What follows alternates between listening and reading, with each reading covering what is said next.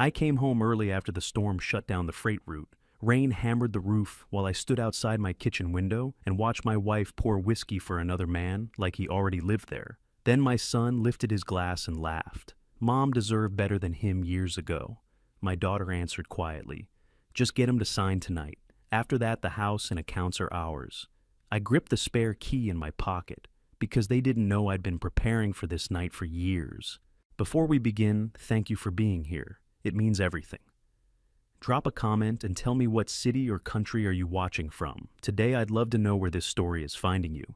A quick note, this story contains fictional elements crafted for entertainment and reflection.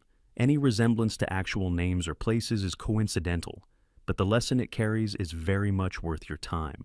The November fog hadn't lifted yet. It hung low over the yard like a gray wool blanket that nobody asked for, clinging to the dead grass and the old wooden fence that ran along the edge of our property. I was out there at 7 in the morning, the way I always was, on Saturday's worn flannel shirt work boots, a hammer in my hand and a mouthful of nails I hadn't gotten around to using yet. The fence post on the north corner had been leaning for 2 weeks. I'd been meaning to fix it. I liked fixing things myself. Always had. I drove the first nail in clean and straight, and the sound of it rang out sharp across the quiet street. Felt good. The kind of good that doesn't need an audience. That's when the kitchen window slid open. "Theodore!" Eleanor's voice cut through the cold air like she was swatting a fly.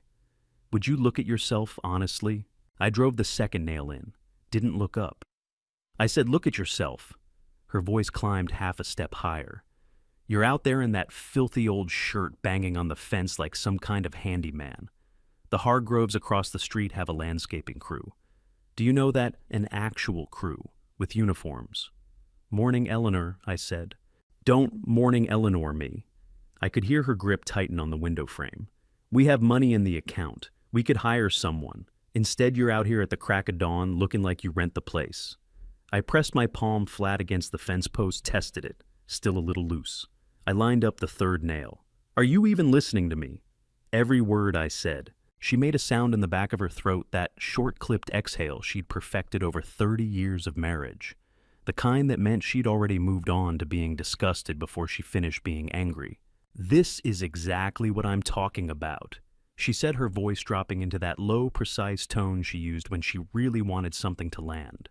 "You've never had any ambition. None. You wake up, you putter around the yard, you drink your coffee, you putter some more. Meanwhile, the rest of the world is out there actually living. Damien took me to the Langham last weekend. You remember the Langham No? Of course you don't. You've never taken me anywhere that had a valet." Damien. There it was. Third time this week, she'd worked his name into a sentence before 8 in the morning. I straightened up, slowly stretched my lower back, and looked at the fence post. Straight now. The way it was supposed to be. "You know what your problem is?" Eleanor continued. Her voice had that sharp brightness that meant she'd found her rhythm. "You're comfortable. You've always been comfortable. And comfortable men never become anything worth talking about." I picked up my coffee mug from the grass where I'd said it took a long sip. It had gone cold. I drank it anyway. "Have a good morning, Eleanor," I said. The window closed harder than it needed to. I stood there for a moment with the mug in both hands, the fog curling around the yard, the street still quiet. A cardinal landed on the fence post I'd just fixed, sat there for exactly 3 seconds, then was gone. I'd heard that particular speech in one form or another approximately 1,000 times in 12 years, and every single time I'd written it down.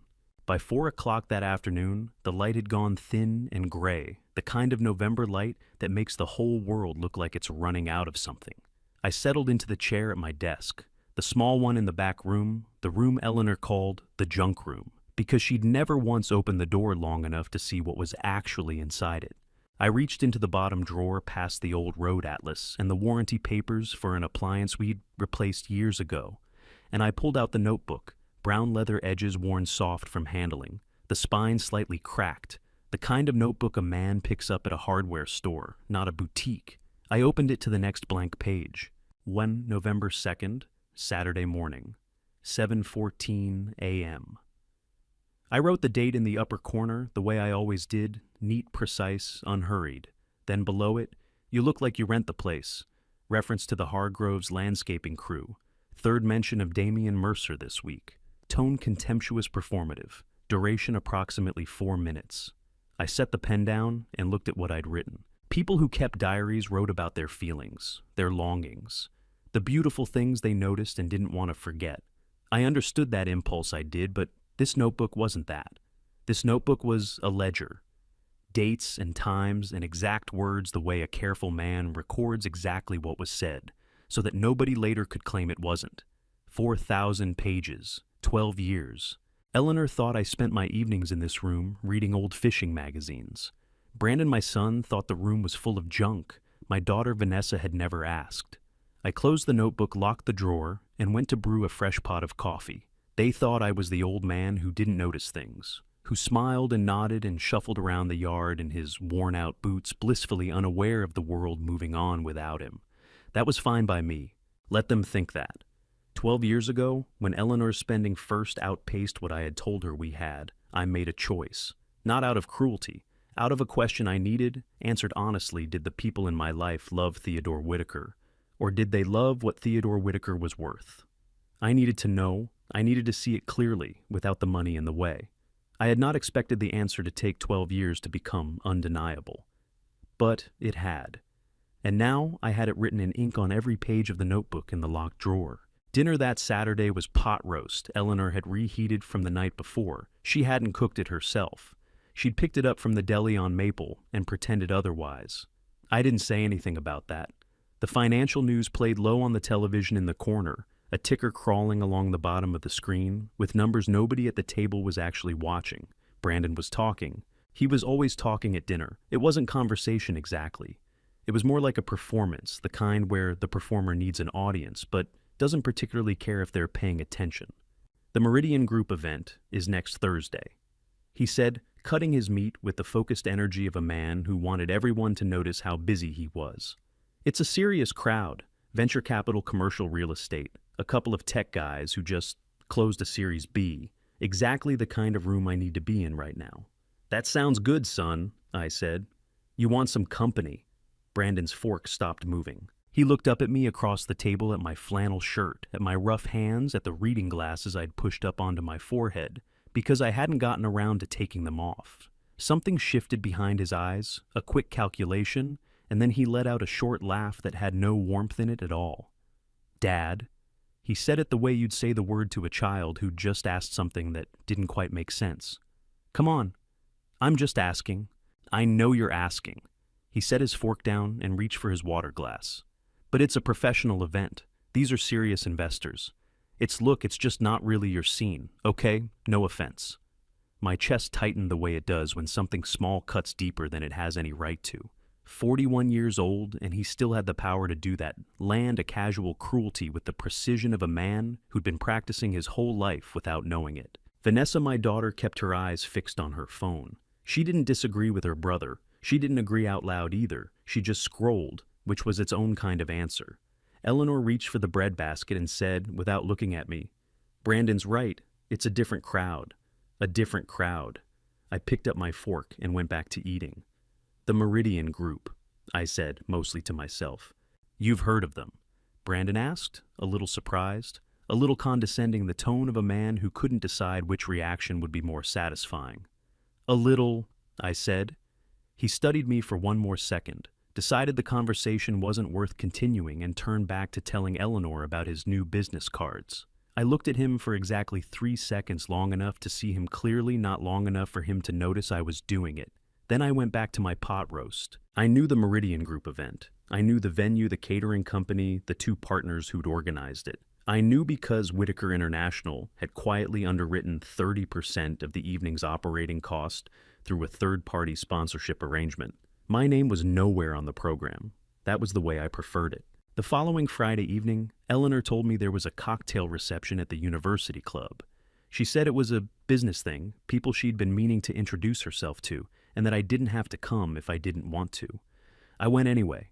The University Club on Monroe Street had ceilings that made people feel important, and lighting that made everyone look like they were worth more than they were. Jazz quartet in the corner, bartenders in white jackets, the kind of crowd that collected business cards the way other people collected grievances.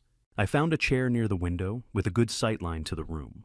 Eleanor had already moved off toward a cluster of women near the bar, her posture 3 inches taller than it ever was. At home, her laugh louder and brighter, and entirely manufactured. I was halfway through my water when he walked in. Damian Mercer, 55 years old now, give or take. He'd always been the kind of man who filled a room on arrival, not because of what he said, but because of how deliberately he moved, like every step had been practiced in front of a mirror. Navy suit, pocket square, cufflinks that caught the light. Hair silver at the temples in a way that looked carefully maintained. The smile of a man who had decided a long time ago that charm was a skill and had put in the hours. Eleanor's face lit up the moment she saw him, genuinely lit up, the way it used to light up for me 20 years ago. Theodore. She appeared at my elbow with Damian right behind her, her hand light on his arm. This is Damian Mercer. He's in commercial real estate, absolutely brilliant. Damian, this is my husband. Damian extended his hand. His grip was firm, practiced the handshake of a man who'd read a book about handshakes. Great to meet you, he said, his eyes dropping for just a fraction of a second to my shirt, the blue flannel, the one with the frayed left cuff. A small smile pulled at the corner of his mouth. Eleanor's told me a lot about you. I took his hand and looked straight at him. 25 years had put some lines around his eyes and replaced the nervous energy with a studied confidence. But the eyes themselves, pale gray, quick, always calculating the distance between where he was and what he wanted, those hadn't changed at all. Damian, I said. My voice came out even and unhurried. Good to meet you too. He held my gaze for a beat, waiting for something more, a smile, a question, the social lubricant that people usually provided. I gave him none of it. Just looked at him the way you look at something you've already figured out. His smile didn't falter. He was too good for that. Eleanor pulled him gently towards someone else across the room, already laughing at something he'd said, and I watched them go. 25 years. He'd learned to dress better, to hold a room, to make women like Eleanor feel like the most interesting person in any conversation. He'd learned all of it. But those eyes. Gray and quick and hungry, always scanning for the gap between what a thing was worth and what he could get for it. I'd seen those eyes before. Across a conference table 25 years ago, when I'd signed the termination papers myself. He didn't recognize me. I could tell by the way he'd already moved on, already working the room, already forgetting the unremarkable old man in the flannel shirt. That was fine. He would remember eventually. The bedroom was the loneliest room in the house. It had been that way for years, two people on opposite sides of a king-size bed, the nightstand lamps casting that particular shade of yellow that made everything look like it was already fading. Eleanor was propped up against her pillows with her reading glasses on, scrolling through something on her phone. I was on my back eyes on the ceiling, listening to the radiator knock the way it did every November when the heat first came on. "Did you see the Tribune this morning?" she said, not looking up. "Parts of it," I said. Damian was in the business section. She said his name the way some people say Paris, like the word itself was a destination.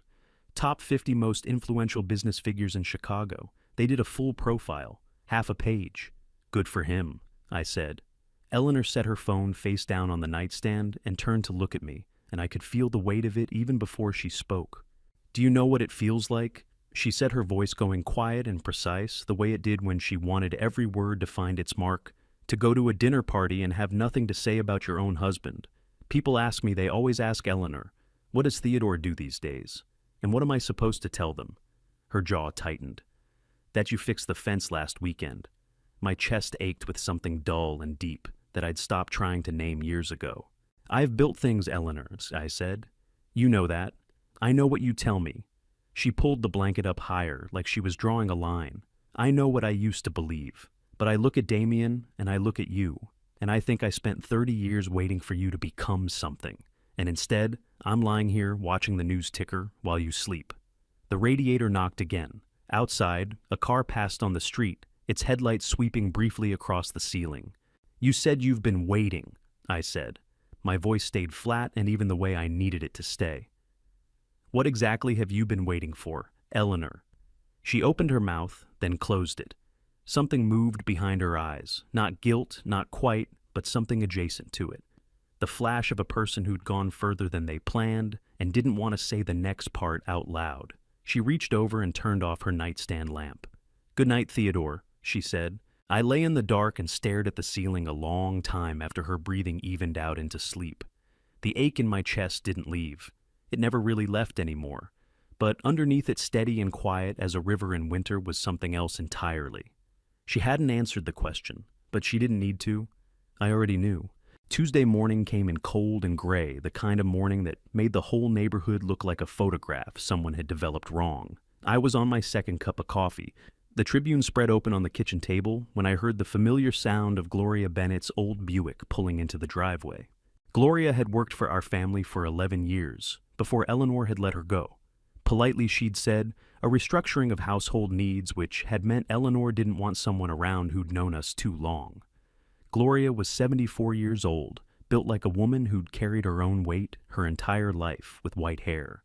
She kept pinned back and hands that were always either cooking something or fixing something. She still came by once a week with food she'd made herself, and Eleanor tolerated it the way you tolerate a habit you haven't found the right moment to break. I opened the back door before she could knock. "You look tired," she said, handing me a glass container of her chicken and vegetable soup. "Did you sleep?" I said. "Coming out of the cold. Can't stay." She patted my arm the way she always did, firm, brief, matter of fact. "I've got Mrs. Patterson's groceries to drop off on Birchwood."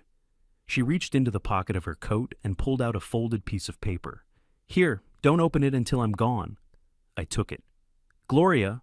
"Theodore." She looked at me steadily, the way she'd always looked at me, like she could see something that most people couldn't be bothered to look for. "You've always known things other people didn't. Trust that." She was back in her Buick and out of the driveway before I'd unfolded the paper. I set my coffee mug down and read it at the kitchen table. Tuesday, October 29th, 12:40 p.m. Booth in the back, Delacroce on West Huron.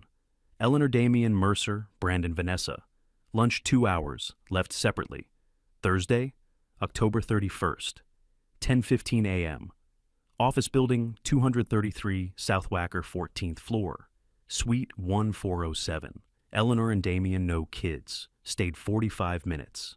Suite 1407 is registered to a firm called Aldridge and Crane. They don't do divorces. I read it twice. Then I set it down on the table and picked up my coffee. Aldridge and Crane. I knew the name. They specialized in estate planning and financial power of attorney arrangements, the kind of legal work that got done when someone wanted to quietly legally transfer control of another person's assets. In Illinois, a financial power of attorney document allows the named agent to manage bank accounts, real estate investments, and financial decisions on behalf of the grantor. If that grantor had been medically documented as cognitively impaired, a court could also appoint a legal guardian, giving that person near total control over both finances and personal decisions, including where the grantor lived. They didn't want a divorce. A divorce would mean splitting assets, legal fights. Theodore Whitaker walking away with half of everything. What they wanted was simpler and far more complete. Have me declared incompetent, hand, Damien or Eleanor, power of attorney. And I wouldn't just lose the house, I'd lose the ability to make a single financial decision without their signature. They wanted the whole board, not just a few pieces. I folded Gloria's note, tucked it into my shirt pocket, and finished my coffee. Damien had booked the private dining room at Sable on North State Street, the kind of room with no windows facing the main floor, a door that closed all the way, and a staff trained to disappear between courses. Eleanor sat to his right. Brandon was across from her jacket, on the look of a man who'd told himself this was a business meeting because that made it easier. Vanessa was beside her brother, turning her wine glass slowly by the stem. 3 weeks, Damien said. He had a way of speaking at dinner that made everything sound like a reasonable proposal, calm, unhurried, the voice of someone who considered himself the smartest person in the room and had decided not to make a production of it. That's a realistic timeline, assuming we move efficiently. 3 weeks to what exactly? Brandon asked. I want to understand the steps. Step 1. Damien said, cutting into his salmon, is medical documentation. I have a physician who can conduct a cognitive assessment and produce a report indicating mild to moderate cognitive decline. Nothing dramatic, just enough to support a petition for guardianship and trigger the power of attorney provisions. Vanessa's hand stilled on her wine glass. He's not actually... It doesn't matter what he actually is, Damien said pleasantly. It matters what the paperwork says. Eleanor reached for her water glass, her diamond bracelet catching the candlelight. She looked composed, practiced, like a woman who had already had this conversation with herself many times and arrived at peace with it. "And the house?" Brandon asked. "Once the financial power of attorney is in place, the house can be listed." Damien spread his hands. "Theodore would be relocated to an appropriate facility, comfortable, well-staffed. He'd be taken care of." "How much is the house worth?" Vanessa asked. "At current market, somewhere between $850 and $920. Damien picked up his wine. "But that's not the primary asset. The primary asset is the retirement account and whatever else he's been sitting on that Eleanor doesn't have full visibility into." Brandon leaned forward. "You think there's more?" "There are always more," Damien said, and smiled the way a man smiles when he's the only one at the table who knows the punchline. "The question is how much more and how quickly we can get proper access to determine that." Eleanor straightened slightly in her chair, and for just 1 second something flickered across her face. Not guilt, but a close cousin of it. Then it was gone. 3 weeks, she said. "All right. If everyone does their part," Damien said, raising his glass, "then yes, 3 weeks." The four of them touched glasses with a soft, clean clink that sounded in that quiet private room, almost like a verdict. The adjacent table sat empty and dark, its chairs pushed neatly in. A small black device, no larger than a thumb drive, sat flush against the base of the table's center floral arrangement, its indicator light invisible in the dim candlelight. It had been there since before they arrived. Richard had arranged the room reservation through a contact at Sable, who had worked with us for years. Under Illinois law, a recording is permissible when one consenting party to the conversation is present or has authorized the device. We had ensured that condition was met before the evening began. Catherine had reviewed the method herself. Friday evenings had a rhythm in our house that hadn't changed in years. Eleanor would make herself a gin and tonic at 6:30. I'd settle into the armchair by the window with whatever I was reading, and somewhere around 7, she'd bring me a glass of scotch. The good kind. She always made sure to say the Glenfiddich, not the cheap stuff, and set it on the side table next to my elbow, like she was doing me a kindness. I used to think she was. She came in from the kitchen holding the glass carefully, both hands the way you'd carry something fragile. Her smile was the warm, practiced one she'd been using for company for 30 years. "Here you go," she said, setting it down. "Long week." "It was," I said. I didn't touch the glass. She settled onto the far end of the sofa with her own drink and picked up the remote. The evening news came on something about a downtown development project. A city council vote, the kind of story that would have interested me once. I waited until she was absorbed in the screen, then I reached over and lifted the glass. Brought it close the way a man does when he's about to enjoy something. The color was right, that particular amber that Glenfiddich got at 15 years. But the smell was off. Not dramatically, not enough that most people would catch it. Just a faint sweetness underneath the peat, the kind of sweetness that had no business being there. I set the glass back down. "You mind if I switch to water tonight?" I said. "Stomach's been a little off." "Of course." Eleanor glanced over with a look of mild concern that didn't quite reach her eyes. "I'll get you some." The moment she disappeared into the kitchen, I picked up the scotch, carried it to the potted fern by the window, the one she'd bought 2 years ago, and never watered herself, and poured it quietly into the soil. Back in my chair, I pulled a small flask from the inside pocket of my cardigan. My own scotch poured from my own bottle, kept in the locked cabinet in my study. I took a slow sip. Eleanor came back with a glass of water and set it beside me. "Better?" she asked. "Much," I said. She went back to the news. I went back to my book.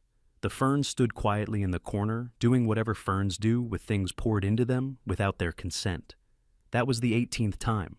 The first time 3 weeks earlier, I'd caught it by accident, that same wrong sweetness, that faint chemical edge that Glenfiddich at any age had no right to carry. Gloria had warned me the week before that Eleanor had been spending time with a physician whose practice was not exactly prominent. I'd started paying attention after that, closer attention than Eleanor knew. What she was using, based on what Gloria had since found out, was a low-dose sedative, the kind that built up, slowly made a person foggy, slowed their responses, made them seem confused and forgetful in ways that were hard to pin on any single incident. The kind of thing that over time could make a 72-year-old man look like exactly what Damian Mercer needed him to look like. I turned a page of my book, my hands were perfectly steady. Brunch on Saturday was at Maple and Rye on West Randolph, Brandon's choice, because Brandon always chose restaurants where the mimosas were $14 and the menu had words like artisanal and house-cured in front of everything. Eleanor was absent. Brandon had explained it with a small, dismissive wave. Mom had a prior commitment, which was the kind of thing you said when the truth was less convenient. Charlotte Bennett sat across from me next to Brandon with the composed expression of a woman who had learned to be careful about how much she showed. She was 33, sharp-eyed, the kind of pretty that came from good bones rather than effort. She worked in financial consulting, Brandon had told me once, in a tone that suggested he considered her career an accessory to his own ambitions. "Mr. Whitaker," she said, when the food had arrived and Brandon had turned to check his phone. "Brandon mentioned you used to work in logistics. How did you get into that?" Brandon looked up from his phone with the expression of a man who had just heard a fuse light. "Dad was in a bunch of different things," he said with the smooth ease of someone redirecting traffic. "Nothing too specific. You know how it is with that generation, a little of this, a little of that." He smiled at Charlotte, then at me, the smile landing somewhere between patronizing and apologetic. "He's more of a handyman type now." "Right, Dad." The words landed like a flat stone on still water, not a splash, just a small, ugly thud that sent ripples outward. Charlotte's eyes moved to me. I could see her recalibrating the quick intelligence behind her expression, doing the work that polite people do when they've just witnessed something unkind. I looked at her and smiled. Not a sad smile, not the smile of a man absorbing an insult.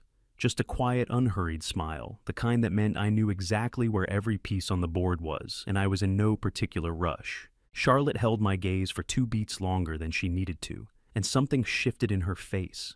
Curiosity. Real curiosity, the kind that didn't let go easily. "That must take a lot of skill," she said, looking back at me with her chin slightly lifted. "Knowing how things work well enough to fix them yourself." "It does," I said. "Most people would rather pay someone else to understand their problems for them." Brandon missed it entirely. He was already back on his phone. That evening in her apartment on the north side, Charlotte called Gloria. Gloria picked up on the second ring the way she always did. "Gloria," Charlotte said, her voice tighter than she intended. "I had brunch with Brandon's family today. His father was there." "I know," Gloria said. "Brandon talked about him like he wasn't even in the room. Like he was furniture." Charlotte's voice tightened with something that felt unexpectedly like anger on behalf of a man she barely knew. But Mr. Whitaker just smiled, like he found it funny, like he knew something none of us did. There was a pause on Gloria's end. "Gloria," Charlotte pressed, "who is he? Who is Theodore Whitaker really?" Gloria took a breath. When she spoke, her voice was careful and deliberate, the way it got when she was choosing each word, like she was packing something fragile. "You should find out for yourself," she said. "But Charlotte, be careful about what you go looking for, because once you know, you can't unknow it. And when you do find out, you're going to have to decide very quickly what kind of person you want to be." Charlotte stood at her kitchen window, looking out at the city lights, her heart beating just a little faster than normal. "That's not an answer, she said. "No," Gloria agreed. "It isn't." Monday morning. The clinic on North Michigan had no name on the door, just a suite number, and a small brass plate that said, "Neurological Associates Private Practice." The kind of place that didn't advertise because it didn't need to. Dr. Raymond Holt had been conducting cognitive assessments for 40 years. He was methodical, unhurried, and entirely unimpressed by anyone, which was exactly why I'd chosen him. 2 hours of testing. Memory sequencing, pattern recognition, executive function, processing speed, verbal fluency. The full battery. When it was over, Dr. Holt set his pen down, folded his hands on the desk, and looked at me with the expression of a man delivering a verdict. "Mr. Whitaker," he said, "you are cognitively speaking in the top 15% of men your age. There is nothing in these results, nothing that would support any claim of impairment decline or diminished capacity. Not even borderline." "Good," I said. "I need that in writing, sealed and certified. My office will have it ready by Wednesday." He studied me for a moment with professional curiosity. "May I ask what this is for?" "Insurance," I said. Catherine Lowell was waiting in the lobby when I came out, 63 years old, silver-haired, with the kind of posture that came from 20 years of standing in front of judges. She was the best trust and estates attorney in Illinois, and she was the only person outside of Richard Sloan who knew the full picture of what Theodore Whitaker actually owned. "Clean?" she asked, falling into step beside me. "Completely," I said. She pushed open the door, and we walked out into the cold November air. She pulled her coat tighter and kept her voice low. "We could move now, Theodore. We have the recording from Sable. We have Gloria's documentation. We have enough to—" "Not yet," I said. "They're going to bring in their physician within the week. Once that paperwork exists, even fraudulent paperwork creates a legal burden to—" "Catherine!" I stopped walking. She stopped too and looked at me. "I need them to go further. I need every piece on the board visible before I move." I held her gaze. "Can you give me 2 more weeks?" She exhaled slowly, the cold air turning her breath to vapor. 2 weeks, she said. "But there's something else you need to know?" She reached into her coat and produced a folded document, a letter single page from a law firm I didn't recognize. "Mercer's people approached me 6 days ago, through an intermediary. They offered $18 million for information about your trust structure and asset holdings." My jaw tightened. $18 million. The number was chosen precisely large enough to be life-changing for almost anyone calibrated by someone who'd done their research. "And," I said. Catherine met my eyes directly and said, "I declined." She said it firmly, unequivocally.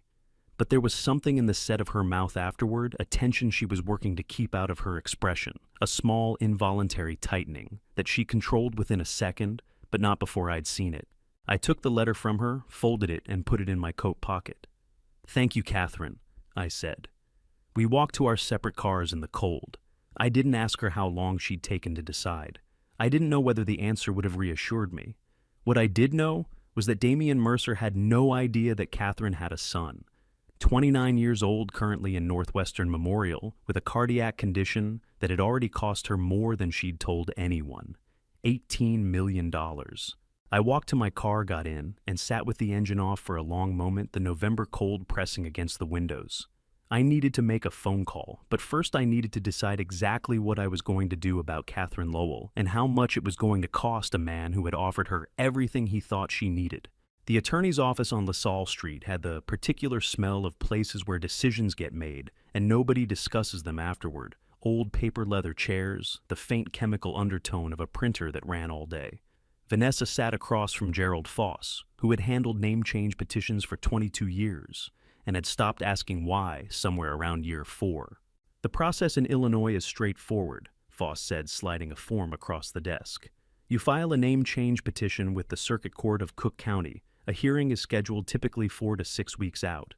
Assuming there's no fraud, no outstanding criminal matters, no attempt to evade creditors, the petition is granted. You'd be legally Vanessa Mercer within 8 weeks. Vanessa picked up the pen. Her fingers were perfectly steady. "And my current legal name disappears from public record?" she asked. "Not disappears," Foss said carefully. "The change is filed with the court, but your new name becomes your legal identity going forward: driver's license, passport, professional certifications." She looked down at the form, at the line that read, "Current legal name, Vanessa Marie Whitaker." She thought about how that name had felt her entire life, like wearing someone else's coat. Whitaker? It sounded like hardware stores and work boots and a man who fixed fences on Saturday mornings when he could have hired someone. It sounded like everything she'd spent 36 years trying to outrun. She signed the petition without hesitating. "We'll file this today," Foss said. Walking to the elevator, Vanessa felt something she could only describe as lightness, the particular relief of a door closing behind you on something you were finally done with. She didn't feel guilty. That surprised her a little, but not much. 40 minutes later, in a corner office on the 42nd floor of a building on South Wacker, bearing no street-visible signage, Richard Sloan set a single sheet of paper on the desk in front of me. Richard was 62, lean, with the unhurried competence of a man who had spent 3 decades executing difficult things without drama. He'd been with Whitaker International since the real beginning, not the press release version, but the years when it was just the 2 of us and a borrowed office and a logistics contract that could have gone either way. He said nothing. He placed the paper down and stepped back. I read it, 1 paragraph. Vanessa Marie Whitaker, Name, change petition. Circuit Court of Cook County. Filed 10:47 a.m. today. My chest didn't tighten. My hands didn't shake. What happened was quieter, and in some ways worse. The last remaining thread of doubt I hadn't admitted I was still holding on to went slack and fell away entirely. "Thank you, Richard," I said. He nodded once and left without another word. I sat with it for exactly 90 seconds. Then I opened the brown leather notebook and wrote the date, the time, and 4 words: no more room for doubt. Wednesday evening arrived with the kind of cold that got into the house regardless of the furnace. I was in the armchair reading when Brandon's car pulled into the driveway. He came in without knocking the way he had since he was 16, and decided knocking was for guests. "Hey, Dad." He set his coat on the sofa and dropped a manila folder on the coffee table. "Just some paperwork I wanted to go over." "What kind?" I asked, not reaching for it. "Financial management stuff. Mom and I were talking about simplifying the household accounts." His voice was casual, his expression arranged to match. "Nothing complicated." I opened the folder, 11 pages. The cover described it as a household financial management authorization, a clean title for what it actually was, a comprehensive financial power of attorney, granting Brandon and Eleanor joint authority over every account, property, and asset held in my name. Page 4 defined incapacitation so broadly that a single physician's statement would trigger it. Page 7 contained a real property disposition clause with no geographic or value limits. Page 9 allowed the authorized agents to amend or revoke existing trust arrangements. Catherine had reviewed this document last week. She had found 17 provisions that a court could classify as predatory or in violation of Illinois Power of Attorney Act standards. She had color-coded them in red. I had that copy in my study. I closed the folder, picked up my pen. Brandon's posture straightened almost imperceptibly, the instinctive lean of a man expecting to get what he came for. I held the pen for 3 full seconds. Then I set it down on the closed folder and looked at my son. "Let me read through it more carefully first," I said. "Dad, there's really nothing in there that needs Brandon, level, unhurried," the voice I used when a conversation was finished. I said, "I'll read it." He picked up his coat with the tightly controlled movements of someone hiding irritation. At the door, he turned back. "Don't take too long. Mom wants everything sorted before the holidays." "Good night, Brandon," I said. After his headlights swept out of the driveway, I sat with the folder on the table and thought about the boy he'd been at, 6 years old, asleep in the truck after baseball practice, his head against the window mouth slightly open. I'd carried him inside more times than I could count. My chest ached with something old and heavy that had by now no cure. Friday evening. Eleanor's key in the lock at 7:45, and a half-second later, a second set of footsteps behind hers. Damian Mercer walked into my house in a charcoal overcoat that probably cost more than most people's monthly rent. He looked around the living room, the way a man examines a property he's already decided to buy. Then he crossed the room, settled himself into my armchair, my chair the one by the window. 19 years mine picked up the television remote from the side table and changed the channel from the news program I'd been watching to a cable business network. Eleanor smiled from across the room, the bright social smile of a woman who wanted everyone to pretend this was perfectly normal. "Theodore, you remember Damien," she said. "I do," I said. Damien glanced up. "Hope you don't mind. Wanted to catch the market close." The rage that moved through me was real clean and entirely justified. But I had learned over 72 years that men who showed their anger handed over everything. So I breathed through it, felt it settle. And by the time Eleanor turned to fix herself a drink, my face had not changed at all. "Not at all," I said pleasantly. I walked down the hall to my study, closed the door, and dialed Richard. He answered on the first ring. "Richard." My voice came out exactly as I needed, even precise, unhurried. "I want a full audit of every financial transaction connected to Damian Mercer. Every account, entity, partnership, loan, and contract that touches anything in our network. Every dollar, starting from the first day his name appears anywhere in our records." "Timeline," Richard said. "As fast as you can do it cleanly. Start with the loans. I want to know exactly how deep into our ecosystem he is before the week is out." "Understood. Preliminary picture by Monday morning." I set the phone down and looked at the closed study door. Through it muffled, I could hear the television Damien's channel playing in my house from my armchair. Let him enjoy it. He had at the absolute outside 11 days left. The conference room on the 42nd floor had floor-to-ceiling windows that looked out over the whole of Chicago on a clear day. Monday morning, the lake was steel gray and the skyline was wrapped in low cloud, the kind of November weather that made the city look like it was keeping secrets. Richard had arranged everything before I arrived, the projector running 3 copies of the briefing document face down on the table coffee that was actually hot.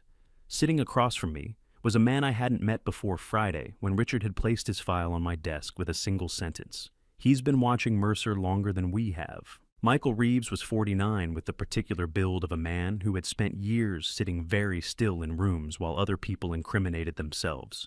Former senior investigator at the SEC's Chicago regional office. He'd left the agency 4 years ago. Voluntarily, he said, though the word had a slight weight to it that suggested the full story was longer. He had a manila folder in front of him that was 2 inches thick. 3 cases, he said without preamble. He opened the folder and laid 3 photographs on the table, women all of them between 60 and 75, all of them photographed at what appeared to be social events smiling unaware. 15 years, different cities, different industries, same pattern. He tapped the first photograph. Sandra Hollis, retired pharmaceutical executive, widowed, net worth approximately $4.2 million at the time of contact. Mercer introduced himself at a charity event in Cincinnati, cultivated the relationship over 8 months, isolated her from her adult children by convincing her they were after her money. He paused. Which was, in the end, exactly what he was after. She signed over financial power of attorney 14 months after they met. Her accounts were drawn down by 60% over the following year. When her daughter finally got access to her finances, the money was gone and Mercer had moved on. Richard was watching me. I kept my face entirely still.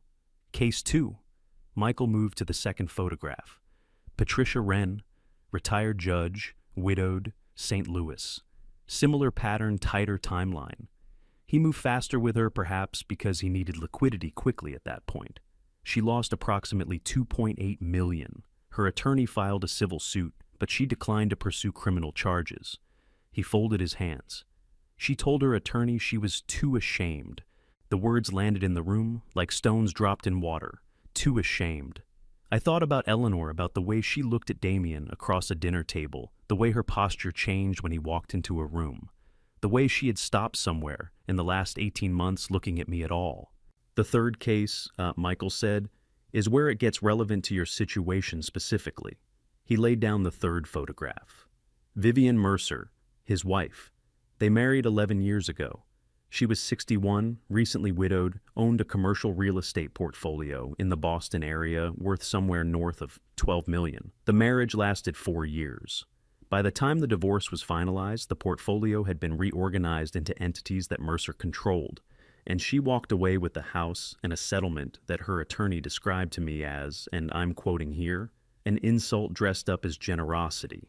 "And she'll testify," I said. "She has been waiting 12 years for someone with enough standing to make it matter," Michael said. He looked at me steadily. "She'll testify." I picked up my coffee cup. The city outside the windows was gray and enormous and entirely indifferent the way cities always were. Damien Mercer had done this 3 times. He had walked into the lives of 3 women who were alone and grieving and hungry for something that felt like attention, and he had taken everything methodically and without remorse. And he had moved on. Now he was in my living room, sitting in my chair, watching my television. And he had no idea who I was. Tuesday evening settled over the house, with the particular silence of a place where 2 people were living entirely separate lives under the same roof. Eleanor was out at dinner, she'd said, with friends I'd never met. The house was mine. I went to my study, closed the door, and sat at the desk for a long time, without turning on the lamp. Just the gray light from the window, the distant sound of traffic, the familiar smell of old books, and the lemon oil I used on the wooden desk every few months. After a while, I opened the bottom drawer, moved the road atlas, moved the appliance warranties, and from the very back, I pulled out a plain white envelope that had been there for 37 years. The paper inside had yellowed slightly at the edges. The laboratory letterhead was from a genetic testing service that no longer existed under that name. The technology had been new, then expensive, not yet routine. I had paid for it out of my own account, told no one driven to the lab myself. The result was still perfectly legible. Probability of paternity 0.00%. The tested male is excluded as the biological father of the tested child. Brandon had been 4 years old. I'd held the paper in my hands in this same room at this same desk, and I had sat with it for a long time, long enough to understand that the question in front of me wasn't biological. It was simpler and harder than that. It was only, what kind of man do you want to be? I had folded the paper, put it in the envelope, put the envelope in the drawer, and never spoken of it to anyone. He was 4 years old. He used to fall asleep with his head on my shoulder on Sunday afternoons, his small hand fisted in my shirt. He called me Dad the way children call their fathers Dad, without thinking about it, without question the way you breathe. Like it was simply the name for the person who was there. I had chosen to be that person. Every day for 37 years I had chosen it. And now that child, that man of 41, in his expensive suits and his practiced condescension, had sat in my living room and pushed a stack of papers across my coffee table that would hand everything I'd built to a con artist and put me in a facility where I would die without ever having made another decision for myself. My throat tightened until it hurt. I had loved him like my own. I had bailed him out of trouble at 24 that would have put him in prison. I had quietly repaired the damage from every bad decision he'd made and never once asked him to thank me for it, because that wasn't why I'd done it.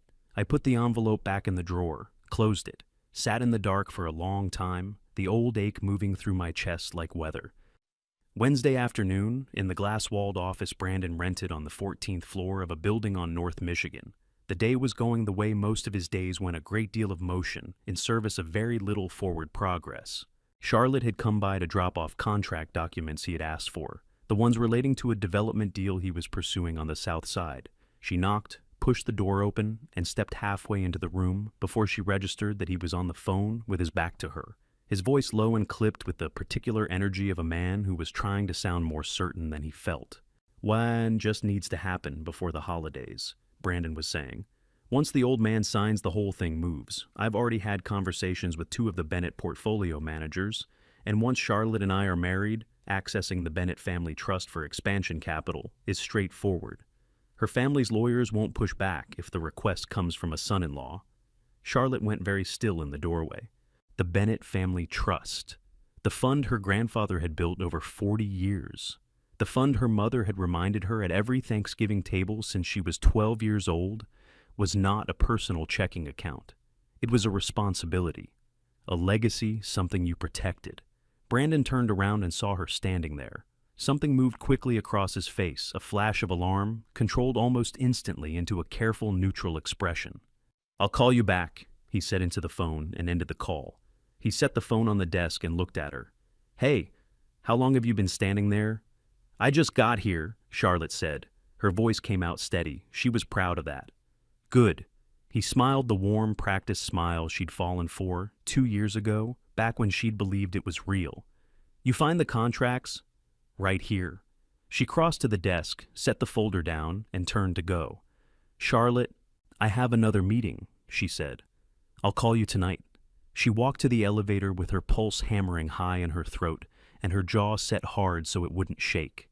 Inside her coat pocket, her phone was warm in her hand. She had taken the screenshot before she'd even fully processed what she was doing, pure instinct. The reflex of a woman who worked in finance and understood at a cellular level that paper trails were the only things that told the truth. The elevator doors closed. Her reflection stared back at her from the polished metal, composed, controlled eyes, bright with something that was equal parts fury and grief. That night, she called Gloria. "Gloria," she said when Gloria picked up. "I need to see Mr. Whitaker as soon as possible. It's important." On the other end of the line, Gloria Bennett didn't sound surprised. "I know," she said. "He's been expecting your call." The coffee shop smelled of burnt espresso and old wood, the kind of place where nobody wore a tie, nobody checked who sat at the corner table, and the waitress refilled your cup without asking. I had chosen it for exactly those reasons. Charlotte arrived 3 minutes early. She wore a gray coat, no jewelry, hair pulled back simply. Her eyes swept the room the moment she stepped inside, sharp, careful eyes that did not match the nervous fingers gripping her bag strap.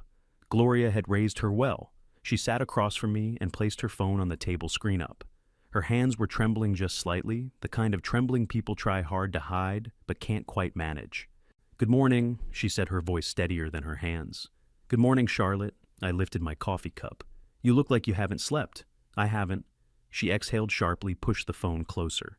I need you to read this, please. I looked at the screen without touching it. An email thread, Brandon's name at the top, Damien's private address below. The subject line read, Final confirmation transfer authorization, Bennett account. I read each line without rushing, took a sip of coffee, then set the cup down and slid the phone back to her. What do you want to do with this? I asked. Charlotte's jaw tightened. Her eyes went glassy. Not quite tears, but close the kind of burning that comes before you decide whether to cry or fight. She chose to fight. I want to help you, she said, her voice cracking at the last word. But I'm scared.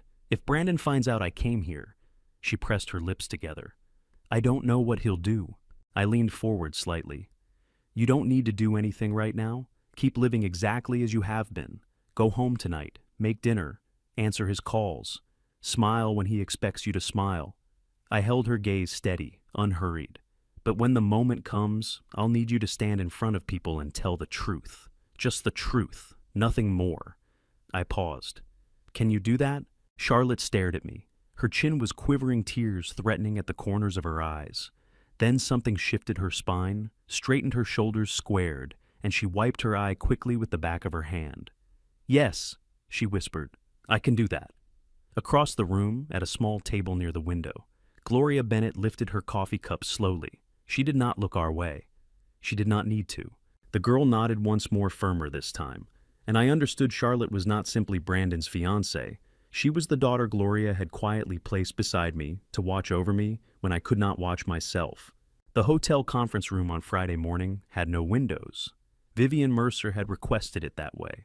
She was 54 with silver-streaked hair cut short and brown eyes that had seen too much to waste time with pleasantries. She sat perfectly straight in her chair, both hands folded on top of a cardboard box, the kind pharmacies use for storage, unremarkable, devastating. Michael Reeves sat to my left, a legal notepad, open pen, uncapped. Mrs. Mercer, I said, thank you for coming. I came for myself, she said briskly, her Boston accent clipping every consonant clean.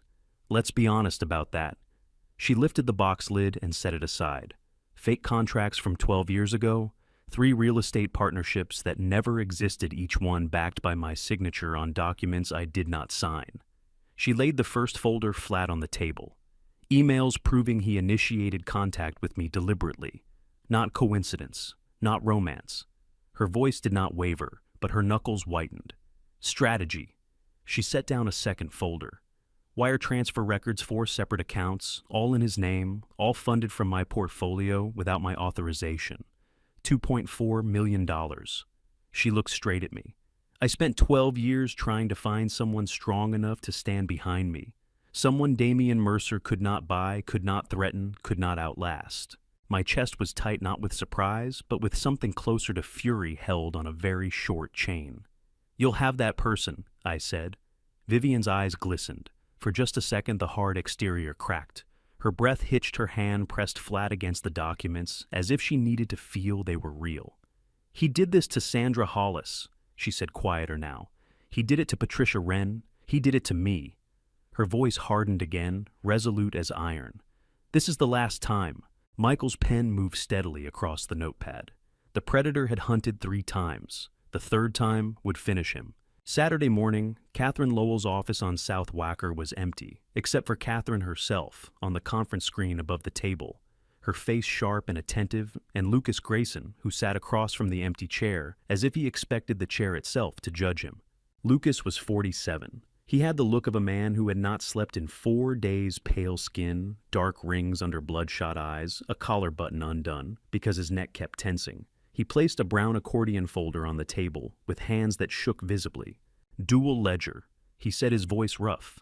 Every project from 2019 to last quarter, the real numbers and the numbers he showed investors. He pulled out a second stack. 3 ghost contracts, Harborview, Pinnacle West, the Meridian Annex. None of those projects ever broke ground. $62 million collected from investors who believed they did. He set down a 3rd envelope, printed emails, internal chains, dates, and names highlighted in yellow. These prove he knew. Every transaction, every quarter, he signed off personally.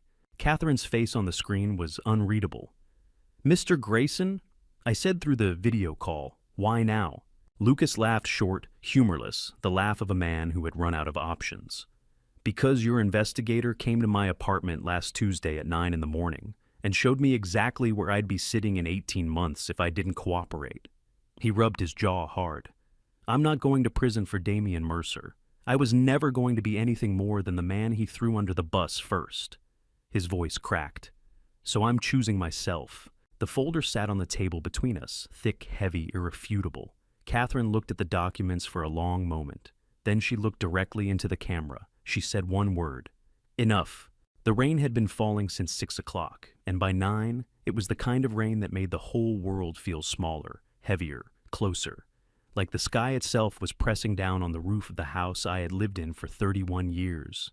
They were all standing around the dining table when I came downstairs. Eleanor, Brandon, Vanessa. And behind them, half in shadow, one hand resting on the back of my chair, Damian Mercer. He wore a charcoal suit, no tie, the collar open just enough to look deliberate. His eyes found mine the moment I entered the room, and the corners of his mouth curved not a smile exactly. Something quieter, something that had been rehearsed. The table was covered in papers. Eleanor stepped forward first. Her chin was lifted, her jaw set hard, but her hands, I noticed, were gripping the edge of a folder so tightly her knuckles had gone white. "Theodore." Her voice was clipped formal, the tone she used when she wanted to sound reasonable and had already decided she wasn't going to be. "We need to talk about this tonight." She laid the first document flat on the table. "Petition for dissolution of marriage, Cook County Circuit Court." "This is the best thing for everyone involved." Brandon moved immediately after her, the way he always had, following his mother's timing, her rhythm, her signals. He placed his folder beside hers without looking me in the eye. Financial power of attorney. 17 clauses. Catherine had marked every single one.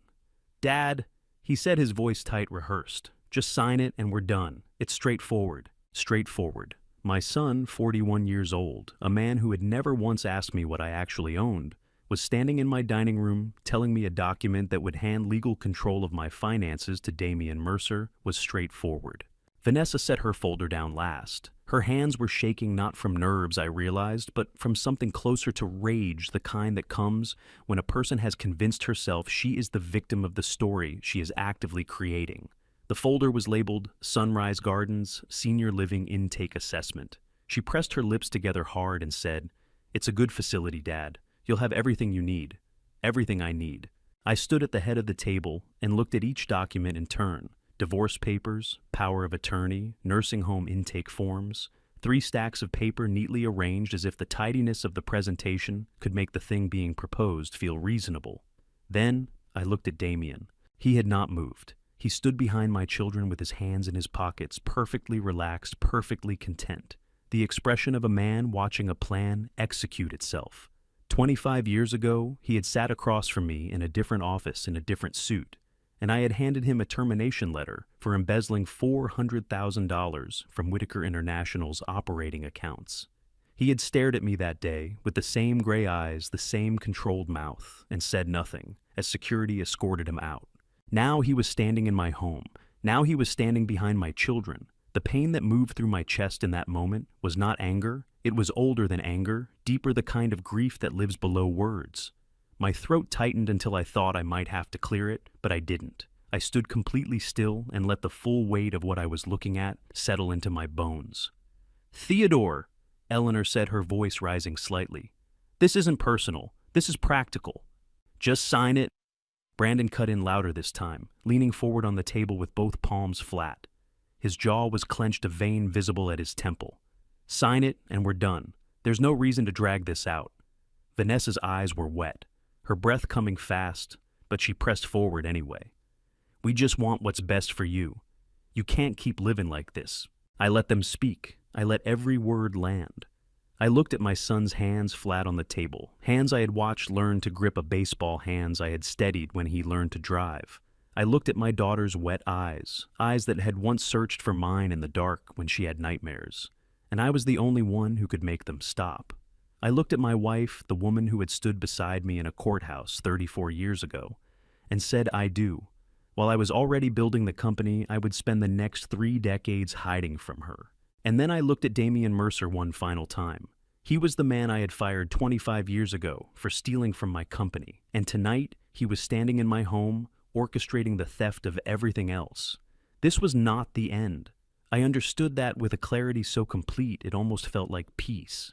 This was the moment the real game began. I walked upstairs without a word. The bedroom was exactly as I had left it that morning. Bed-made tight curtains drawn the photograph of the Whitaker International, groundbreaking on the wall beside the closet door. I had kept it there for 31 years. Nobody in this house had ever asked what it was. I opened the closet and reached behind the winter coats for the small travel bag I had placed there 4 days ago. "Dad!" Vanessa's voice came from the doorway, sharp and uncertain. "What are you doing? Dad, you can't just—" "Where are you going?" Brandon appeared behind her, his voice cracking slightly now, the rehearsed certainty starting to fracture at the edges. I checked the bag without answering. 3 items: a black tuxedo and a garment sleeve, a brown leather notebook, and a sealed envelope addressed to Catherine Lowell, with 4 words written on the front: "Open after the gala." I zipped the bag closed. Eleanor stood at the bottom of the stairs as I came down. Her face had changed the composed authority she had worn. All evening was slipping, replaced by something rawer. Her eyes were glassy, her breath uneven. "Theodore!" she said, and for the first time in years, her voice carried something that might have been genuine feeling. "Where are you going? You can't just walk out, it's raining." "Where are you going?" Vanessa called, from the top of the stairs, her voice breaking completely, now a sob catching in her throat. "You can't just, Dad, please." I reached the front door. I gripped the handle. I turned and looked at all of them, one final time, my wife, my son, my daughter, and the man standing in the middle of everything they had built against me. I nodded once, slowly, deliberately. Then I opened the door and walked out into the rain. The street was dark and cold, the rain coming in sharp diagonals under the amber streetlights. My shoes were wet within 4 steps. I did not hurry. Across the street, parked beneath the elm trees that had been there longer than the neighborhood itself, a black Rolls-Royce Ghost sat motionless. The engine was running. I could see the thin exhaust rising and dissolving in the rain. The rear door opened before I reached it. Richard Sloane stepped out with an umbrella, already extended, his silver hair gleaming under the streetlight. He was 62 years old and had been running Whitaker International for 11 of them, and he moved with the particular unhurried precision of a man who had never once been late for anything that mattered. He lowered his head slightly, not a bow, something more deliberate than that, and said, "Welcome back, Chairman." I stepped under the umbrella. "Richard, your suite at the Langham is prepared. Catherine has received the secondary evidence package." He held the door open. "The gala venue confirmed the main hall booking this afternoon." I got into the car. The door closed, and the rain became a sound instead of a feeling, steady, distant drumming softly against glass. The interior of the Rolls smelled of leather, and something faintly like cedar, and it was warm in the exact way that the house I had just left had never quite managed to be. Through the rain-streaked window, I could see the pale glow of light from my front door still open, the silhouettes of my family visible in the frame. Eleanor's hand was pressed to her mouth. Vanessa's shoulders were heaving. Brandon stood rigid, unmoving, staring. Damian was not at the door. Of course he wasn't. "Richard," I said, my eyes still on the house as we pulled away from the curb. 11 days. Richard settled into the front passenger seat and folded the umbrella with quiet, practiced efficiency. "That's more than enough, Chairman," he said. The Rolls moved smoothly through the rain, and the amber light of the house grew smaller and smaller in the rear window until it disappeared entirely. Before I tell you what Theodore had quietly prepared for the night, his family finally made their move. Drop a flannel in the comments right now, so I know you're still with me. Every single comment means more than you know. And a quick note before we go, further parts of what follows are fictional elements woven into this story for the purpose of reflection and meaningful storytelling. If that's not your kind of content, no hard feelings at all, you're welcome to step away whenever you choose. The elevator opened directly into the chairman's office on the 43rd floor, and the first thing I saw was Chicago. All of it. The entire skyline spread across the floor-to-ceiling glass, like something painted Lake Michigan, a flat steel gray in the morning light. The grid of streets below still wet from last night's rain, the towers of the loop standing in their familiar formations. I had looked at this view thousands of times over 30 years. I had missed it the way you miss a language you grew up speaking. The staff were lined in the corridor when I stepped out. 22 people. Every one of them lowered their head as I passed. Nobody said a word. They did not need to. I walked to the desk, dark walnut cleared and polished, and sat down in the chairman's chair for the first time in 11 weeks. The leather settled around me like it had been waiting. I placed both hands flat on the desk and breathed once slowly all the way down. Richard Sloane stood across from me, a presentation binder, open in his hands, his reading glasses low on his nose.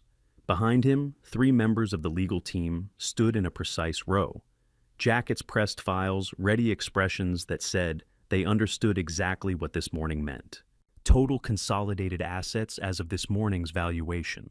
Richard began, his voice carrying the particular measured weight of a man delivering numbers he had verified 3 times. $34 billion, logistics infrastructure across 14 states, 3 deep-water port licenses, 12 regional distribution centers, 2,600 full-time employees. He turned a page. Active contracts with 41 Fortune 500 clients, federal freight corridor licenses renewable through 2031. I looked at him over the desk. Ann Mercer. Richard removed his glasses.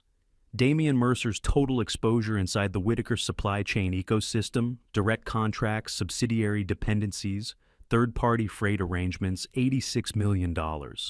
He closed the binder. Every dollar of it flows through infrastructure we control. I picked up the pen from the desk. It was a simple pen, the same brand I had used since 1987, the same weight, the same grip. I looked out at Chicago one more time. Then I looked back at Richard and the 3 attorneys standing at attention behind him. "Begin," I said.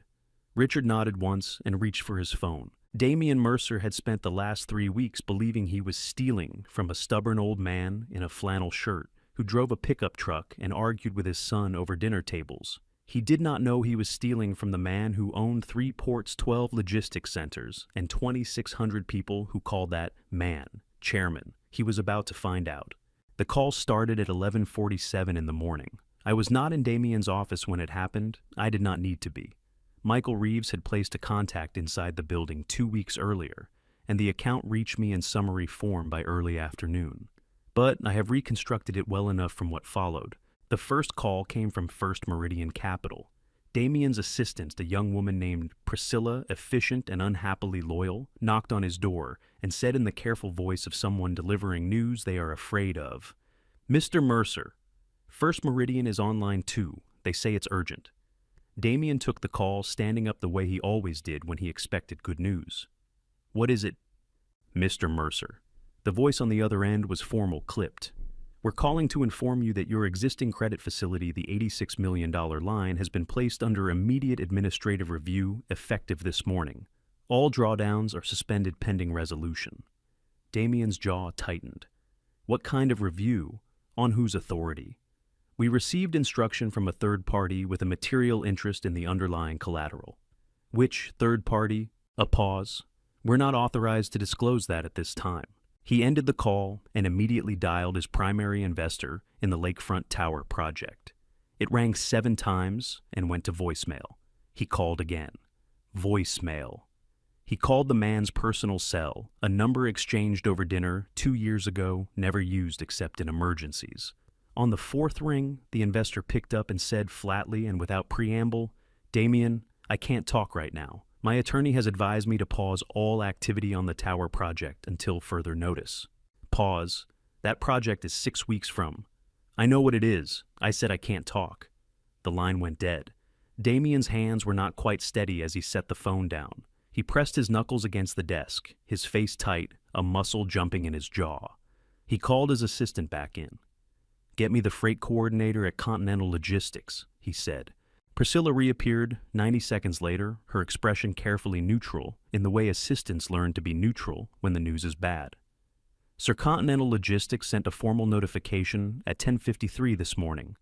3 transportation contracts, Lakeview Heights, the Meridian Annex, and the Northbrook Residential, have been terminated effective immediately, citing a Clause 14B material dependency conflict." Damian stared at her. "Clause 14B. Yes, sir." Who filed the conflict notice? Priscilla pressed her lips together. The notice references a parent entity. It says, she glanced at the paper in her hand, Whitaker International Group. The color left Damian Mercer's face in a single visible moment. His chest heaved once fast, involuntary, and his hand gripped the edge of the desk hard enough to whiten every knuckle. His eyes moved to the window, to the skyline, to nothing in particular, the stare of a man whose mind is running calculations it does not want to finish. He did not know yet what the name meant, not fully, not the scope of it. But the cold spreading through his chest told him that he was already behind. By Thursday afternoon, Eleanor had chosen the dress. It was a wine-red satin gown, floor-length with a draped neckline, and a train that caught the boutique's track lighting in long, liquid ripples. She stood on the fitting platform with her chin up and her shoulders back, turning slowly, studying herself in the three-panel mirror with the expression of a woman who had decided that her life was finally beginning. "This one," she said, firm, delighted. "This is the one." Damian sat on the cream sofa behind her, one arm stretched along the back, his phone face down on the cushion beside him. He had not looked at his phone once in the last 20 minutes. He was performing relaxation with the focused effort of a man who was terrified of what the screen might show him. "Perfect choice," he said, and his smile reached his eyes at exactly the right moment. "You look extraordinary." Eleanor laughed a bright please sound and stepped down from the platform toward the attendant. "We'll take it." The attendant carried the gown to the register.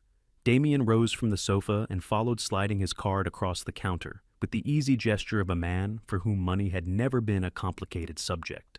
The attendant ran the card, waited, looked at the terminal, ran it again.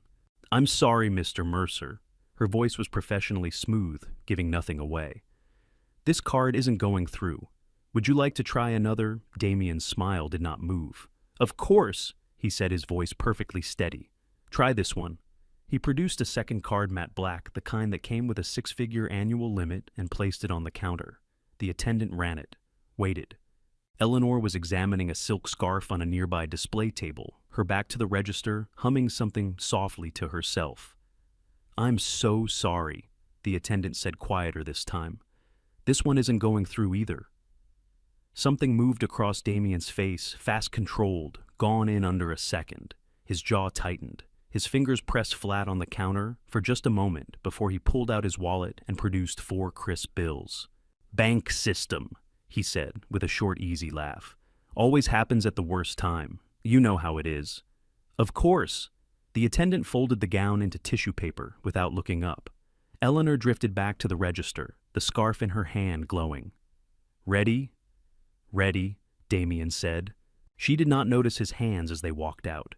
She did not notice the way he checked his phone the moment they stepped onto the sidewalk, the sharp intake of breath, the single second where his composure cracked before he locked it back down.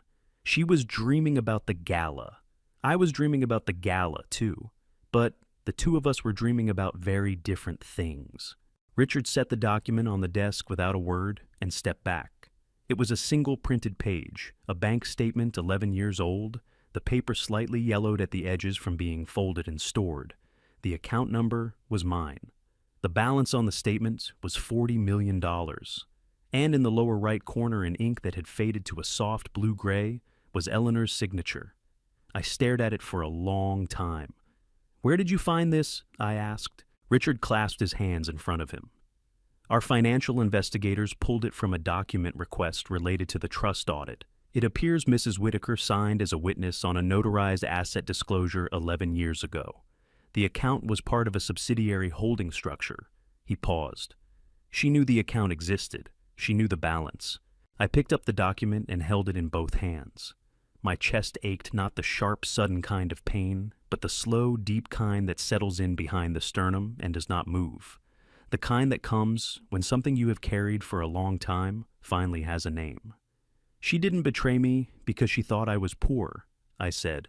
My voice came out quieter than I intended. "She betrayed me because she thought I was hiding it from her deliberately. She thought I chose to keep her out." Richard's expression did not change, but something shifted behind his eyes, a careful human understanding that he was too professional to voice. "Shall I add this to the evidence file?" he asked. I set the document down on the desk. I pressed my fingertip once against Eleanor's signature lightly, The way you touch something that used to mean something. And then I pulled my hand back. Yes, I said. Add it. Richard gathered the page with both hands and slid it into the folder. Will there be anything else tonight, Chairman? I looked out at Chicago, the lights of the city blazing against the dark November sky, steady and indifferent and beautiful. My throat was tight. My eyes stung in a way I had not allowed myself in a very long time. No, I said. That will be all. I understood Eleanor more clearly in that moment than I had in 34 years of marriage, and I could not forgive her any more than I could undo the 11 years she had known and chosen Damian Mercer instead of a conversation. Understanding and forgiveness, I had learned, were not the same country. They did not even share a border. Catherine Lowell's office at 10 in the evening looked like a place where difficult things came to be resolved. The desk lamp threw a warm circle of light across stacked files and yellow legal pads, and outside the window, the city was dark and quiet, the kind of quiet that only comes after midnight when the streets have finally given up. She was standing when I arrived, not pacing, but standing at the window with her arms crossed and her jaw set the posture of a woman who had made a decision and was still living inside the weight of it. She turned when I entered and immediately crossed to the desk. Sit down, Theodore. Her voice was steady but rough at the edges, the way voices get when someone has not slept properly in 3 days. She picked up an envelope from the desk and held it out to me. Then, before I could reach for it, she pulled it back and set it down flat on the surface between us. I want you to see it first, she said, before I tell you what I did with it. I looked at the envelope. Standard banking envelope, no return address. The name of a shell company in the upper left corner that I recognized from Lucas Grayson's ledgers. The payee line on the bank check inside, visible through the open flap, was blank. $18 million, Catherine said. Her voice cracked on the last word just slightly, just enough. Delivered to my home address, not this office, my home, which means they had been watching. She pressed both palms flat on the desk and leaned forward, her eyes bright with something that was equal parts fury and exhaustion. My son needs $2.3 million for a spinal procedure. The surgery center won't hold the slot past next month. Her chin trembled once hard, and she pressed her lips together to stop it. I held that envelope for 3 days, Theodore. 3 days. I sat at my kitchen table every morning, and I looked at it, and I thought about my son not being able to walk. Her eyes filled. She did not look away. What did you do with it? I asked. Catherine straightened. She pulled her shoulders back, lifted her chin, and looked directly at me with red-rimmed eyes that had clearly shed real tears and were done apologizing for it. I burned it yesterday morning, she said. In my backyard, in a metal trash can. I watched every corner turn black. The tightness in my chest broke open into something warmer and more painful than anger had ever been. I stood up slowly, both hands braced on the desk between us. Catherine, I said, your son's surgery, I will handle it. The full amount, by Monday morning. I held her gaze. You will not carry that alone. Catherine's composure, the careful professional armor she had worn for 30 years of trust law, cracked completely. Her hand flew to her mouth. Her shoulders shook once, twice, and then the tears came fast and silent down her face, and she pressed her fingers hard against her lips, trying to hold back the sound. You don't have to, she started. I know I don't have to, I said. That's the point. She nodded the small, broken nod of a person who has been strong for too long and has finally been given permission to put it down for a moment. The lamp threw its warm light across both of us, and outside the city was still and dark, and the gala was 4 days away. Not all loyalty came from strength. Some of it, the truest kind, came from being seen at your most breakable and finding someone who did not look away. The Crystal Ballroom of the Grand Hyatt Chicago held 1,200 people comfortably, and tonight it was full. Every chandelier was lit. The ceiling threw warm gold light across tables dressed in white linen and black centerpieces across the shoulders of women in gowns and men in tuxedos across the faces of people who had spent their careers building the kind of wealth that earned them an invitation to a room like this. The Chicago Symphony String Quartet played something smooth and European near the entrance. Waitstaff moved through the crowd with champagne flutes and quiet efficiency. Eleanor walked in first. The wine-red satin gown caught the light from 3 directions, and she knew it. Her chin was lifted, her shoulders rolled back, her smile the wide, satisfied smile of a woman who believed the evening belonged to her entirely. Damian entered beside her, one hand lightly at the small of her back, his charcoal tuxedo, immaculate, his silver temples gleaming. Brandon followed in a suit that cost more than he had told Charlotte. It cost shaking hands before he had fully cleared the entrance. Vanessa came last, phone already raised, already framing her shot. Stunning room? Eleanor breathed, her eyes moving across the ballroom with undisguised pleasure. Damien, you said it would be impressive. I said it would be the best room in Chicago. Damien smiled, scanning the crowd with the practiced ease of a man who had attended 100 events like this and always found his footing. I was not wrong. Preston Hale appeared from the receiving line, 63, silver-haired, the kind of broad-shouldered Midwestern authority that came from 40 years of running rooms exactly like this one. He extended his hand to Damien with a wide smile, his eyes warm and welcoming on the surface. Damien, wonderful to see you. And this must be Eleanor. He took her hand, pressed it briefly. Stunning. Eleanor laughed, delighted. Preston, you're too kind. Preston's eyes moved just once, just for a fraction of a second, toward the stage at the far end of the ballroom. Then they came back perfectly composed. Please enjoy the evening. We have a remarkable program tonight. Our primary sponsor this year has arranged something quite special. Damien nodded with the confident half-interest of a man who expected all programs to be unremarkable. Looking forward to it. Preston smiled once more and moved on. Vanessa was already posting. The caption read, "Tonight starts now." The photograph showed the ballroom behind her, the chandeliers, the crowd, the gleaming room, and in the background, almost too small to read, the main sponsor banner hung above the stage. We Taker International Group presenting sponsor. Damien's eyes caught it as he accepted a glass of champagne from a passing tray. He read it once. His brow pulled together just slightly, just enough to crease the skin between his eyebrows. Whitaker International, he said half to himself. Who is that? Eleanor turned. The sponsor. He nodded toward the banner. Whitaker International Group. I don't recognize the name. Eleanor glanced at it briefly and looked away. Old money, probably. Does it matter? Damien looked at the banner a moment longer, his champagne glass held still at chest height. Something moved behind his eyes, not quite unease, not quite recognition. Something that had not yet found its shape. No, he said. I suppose it doesn't. The hallway behind the stage was narrow and cool away from the noise of 1,200 people and the string quartet and the sound of a room full of people congratulating themselves on their success. I was standing at the far end, adjusting my cufflinks in the small mirror mounted beside the fire exit door, when I heard footsteps, quick, purposeful, slightly uneven, in the way that men's footsteps get when they are managing urgency while trying not to show it. Preston Hale appeared around the corner and stopped when he saw me. He was breathing harder than the short walk warranted. Mr. Whitaker. He crossed the distance between us in 4 strides and stopped 2 feet away. Then, with the deliberateness of a man who did not do this often, he lowered his head, a genuine bow, not the social kind. I want to apologize. When I received the guest list from Mercer's office, I had no knowledge of, I did not know that was your family. If I had known, Preston. I kept my voice level and met his eyes. I know you didn't know. That is not your fault. He straightened, exhaling. His face was flushed embarrassment, relief, and something closer to shame running beneath both. I would never have... I know, I said again. I picked up my jacket from the chair beside the mirror and pulled it on. The black tuxedo fit exactly as it had when I had it made 7 years ago. I smoothed the lapel once. Then I looked at Preston carefully. You still owe me something from 2018. The Lakefront Corridor vote.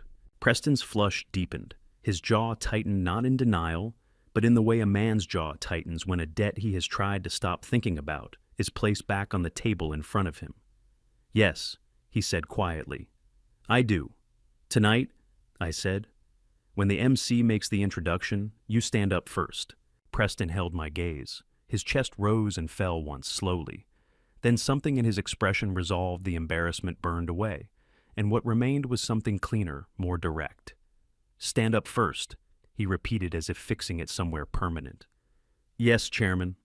I nodded once and turned toward the stage door. By 8:30, Damien Mercer's phone had vibrated 11 times in 40 minutes. He had ignored the first 6.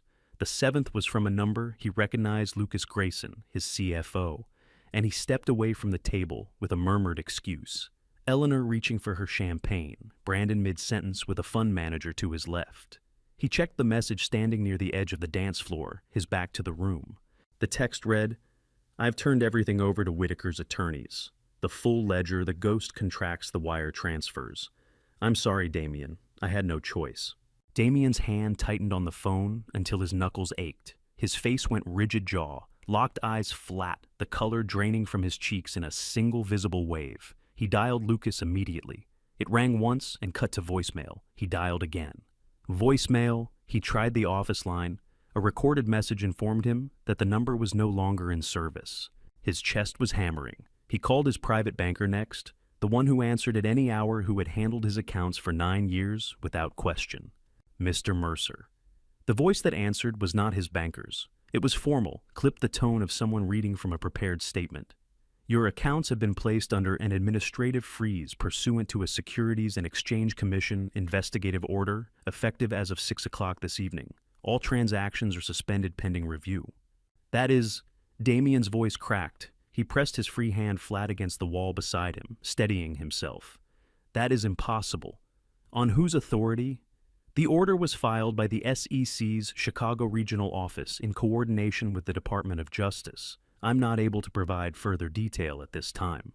He ended the call and spun back toward the table. His legs were unsteady, not visibly. Not enough for anyone watching to notice, but he felt it the way the floor seemed marginally less solid than it had been an hour ago. Eleanor looked up at him, bright-eyed, a smile, ready. "Everything all right?" she asked. Damien opened his mouth, closed it. His eyes swept the ballroom, the crowd, the tables, the stage, and stopped. The banner above the stage was lit from below by the event spotlights, each letter crisp and large and unmistakable. Whitaker International Group, presenting sponsor, Whitaker. The name moved through his mind the way cold water moves fast total, leaving nothing warm behind. Whitaker? Whitaker International. He had heard that name this morning from the freight coordinator. He had seen it on the credit freeze notification. He had dismissed it both times because it had not connected to anything he recognized. It connected now. His mind lurched backward. 25 years, a different office, a different city, a termination letter placed across a desk by a man in a plain charcoal suit who had looked at him with gray eyes that felt nothing. A man who had said, without raising his voice, "You're done here, Mercer." Security at his elbow, his keycard already deactivated. The man with the flannel shirt, the old pickup truck, the retiree in the suburban house who grew his own tomatoes and fixed his own fence, and whom Damien had stood behind while his children shoved divorce papers across a dining room table. Not a retired nobody. Not a stubborn old man with nothing. The founder, the chairman, the man who owned the ports and the freight lines, and the 2,600-person national infrastructure that had just in the span of a single business day dismantled everything Damien Mercer had spent 25 years rebuilding. Damien's champagne glass slipped in his fingers. He caught it barely and set it on the nearest table without looking at it.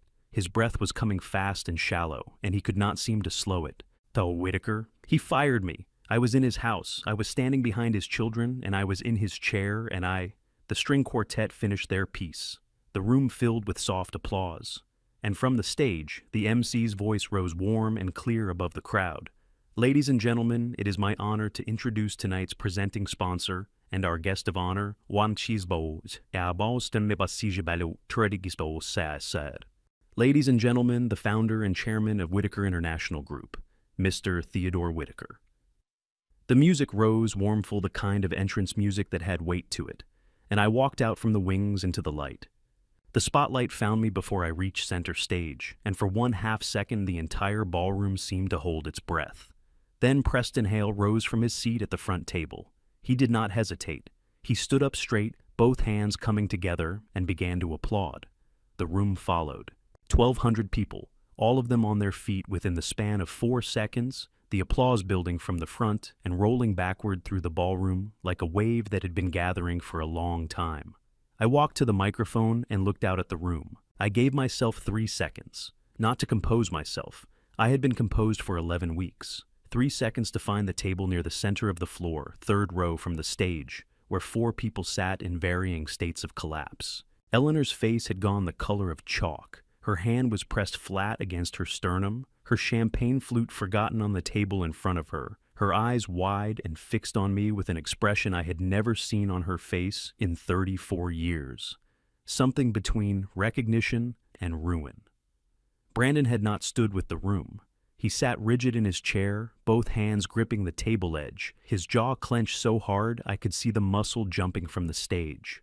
Vanessa's champagne flute was on the floor. She had not moved to pick it up, had not moved at all. Her face stripped of every performance she had walked in, wearing her breath coming in shallow, visible bursts. And Damien.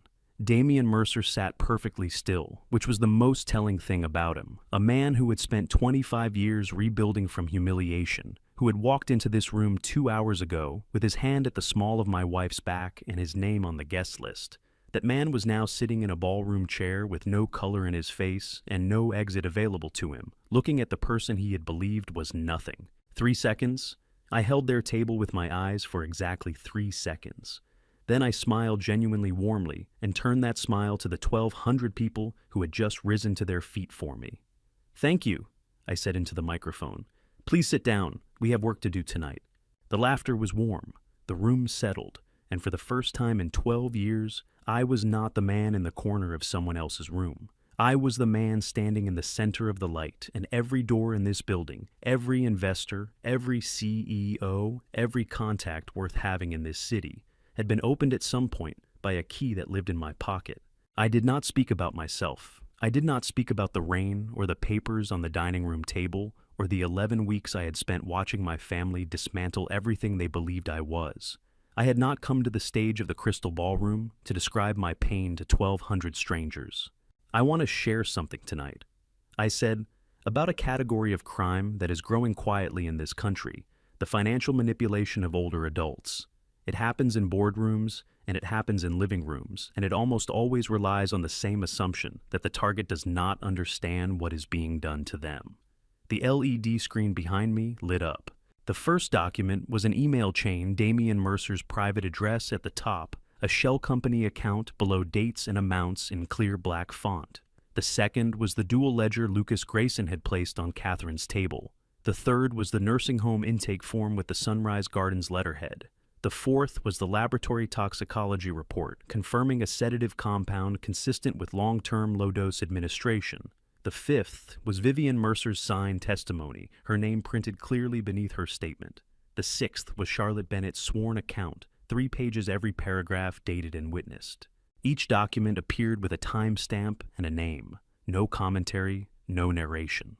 The document spoke in the precise, unforgiving language of evidence, the only language that cannot be argued with in a room full of people who have built careers on knowing the difference between a claim and a proof. The ballroom went completely still, not the comfortable quiet of an attentive audience. The airless total stillness of 1,200 people processing something they had not expected to be real. And then from the table in the third row, the whispering began. I did not turn toward their table. I stood at the edge of the stage while the room processed what they had just read, accepting handshakes from the people who came forward, board members, city officials, 2 federal prosecutors I recognized from the SEC coordination meeting 3 weeks ago.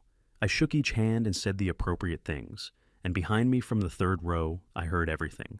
Damien's voice, first low, controlled the voice of a man trying to keep a catastrophic argument at a whisper in a room of 1,200 people. You knew who he was. Eleanor sharp and defensive. I did not know the scale of this. I saw one account statement 11 years ago. I had no idea what Whitaker International. You brought me into this house. Damien's whisper had an edge to it now, something thin and dangerous. You told me he was a stubborn retiree with no real assets. You said the estate was the primary holding. I told you what I believed. Eleanor's voice cracked not with guilt, but with fury, the fury of a woman who had just watched 20 years of calculation collapse in 4 minutes. You were the one with the plan, Damien. You drew up the documents, you found the doctors, you arranged everything. Brandon cut in tight and clipped, "She's right, this was your scheme." "My scheme." Damien let out a short, airless sound that was not quite a laugh. "You signed the email, Brandon, the one about the Bennett family trust. That is your signature on a document that describes how you intended to redirect your fiancé's inheritance through your own holding account. A beat of silence, short electric. That email was a draft, Brandon said, but his voice had lost its footing. It was sent, Damien said flatly, to 3 recipients. It's on the screen. Vanessa's voice came next, lower fractured the voice of someone who had been crying and had stopped, not because they felt better, but because they had run out of the energy to continue. I just wanted to stop being his daughter. She said to no one in particular, to the tablecloth, or to whatever remained of the evening she had walked in so certain about. I just wanted my own name. I didn't want anyone to get hurt. Eleanor turned on her. I could hear the shift in direction, the controlled fury finding a new target. And the nursing home paperwork, Vanessa, you filed that yourself. You had that conversation with the intake coordinator. Do not tell me you didn't understand what you were signing. You told me it was a precaution. I told you it was necessary. There is a difference between those two things, Mother. Nobody answered her. Nobody defended anybody. The 4 of them sat inside the architecture of what they had built together and discovered, as people always discover too late, that there was not a single load-bearing wall left standing.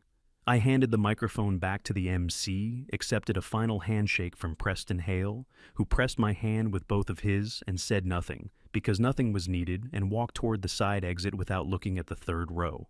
I had heard enough. The VIP room off the main corridor was quiet and small, and smelled of fresh coffee that Richard had arranged before I arrived. Catherine was already there, a compact steel safe open on the side table, a manila envelope in her hands. She held it out to me without preamble. The original, she said. Dated August 2019, signed, witnessed, notarized. I took the envelope and opened it. The document inside was 11 pages. I had written it carefully over the course of 3 weeks in the summer of a year, when I had still believed that the people I was leaving, things to understood what those things had cost. 60% of Whitaker International's equity to Brandon, 25% to Vanessa. A lifetime income trust for Eleanor guaranteed indexed to inflation, more than she could spend in 2 lifetimes. Total value at current assessment, $22 billion. I held the pages in both hands and read the first paragraph, the way you read something you wrote when you were a different version of yourself, with the particular grief of recognizing the person you used to be, and understanding with full clarity that he no longer exists. Richard stood near the window, with his hands clasped his face, composed and patient. Catherine sat across from me, with her hands folded on the table, watching me, with the careful attention of someone who understood that this moment required witness, not commentary. I set the document down on the table, flat, centered, final. The new version, I said. Catherine reached into her case and produced a second document, 40 pages prepared, over the preceding 6 weeks, reviewed by 4 attorneys, clean and thorough, and entirely redirected. The Theodore Whitaker Foundation for Elder Financial Protection. Seed capital of $800 million. The remaining equity restructured into a protected trust with an independent board. $22 billion. Gone from the people who had spent 12 years proving they should never have had it. I picked up the pen. They had not lost the empire because I was cruel. They had lost it because they had taken 11 years. 11 years of evidence of choices of documents signed and schemes drawn up, and phone calls made, and glasses of scotch quietly poisoned to demonstrate beyond any standard of proof that they were not the people I had written those 11 pages for. I signed the new document on the line Catherine indicated, and the pen did not tremble once. Michael Reeves called me at 9:47 on Monday morning. "It's done," he said. He walked in at 9 with his attorney. The 2 SEC investigators from the Chicago regional office were already there. The FBI liaison arrived at 9:15. A pause, the particular pause of a man reviewing notes. He tried to redirect immediately, told them Eleanor had full knowledge of the asset structure and had actively facilitated the scheme, said she was the one who approached him, not the other way around. I was standing at the window of the 43rd floor, looking out at a Chicago that was gray and cold and indifferent. What did his attorney say? His attorney told him, and I'm quoting from our contact in the room, "Damien, stop talking." Michael's voice was dry. He didn't stop.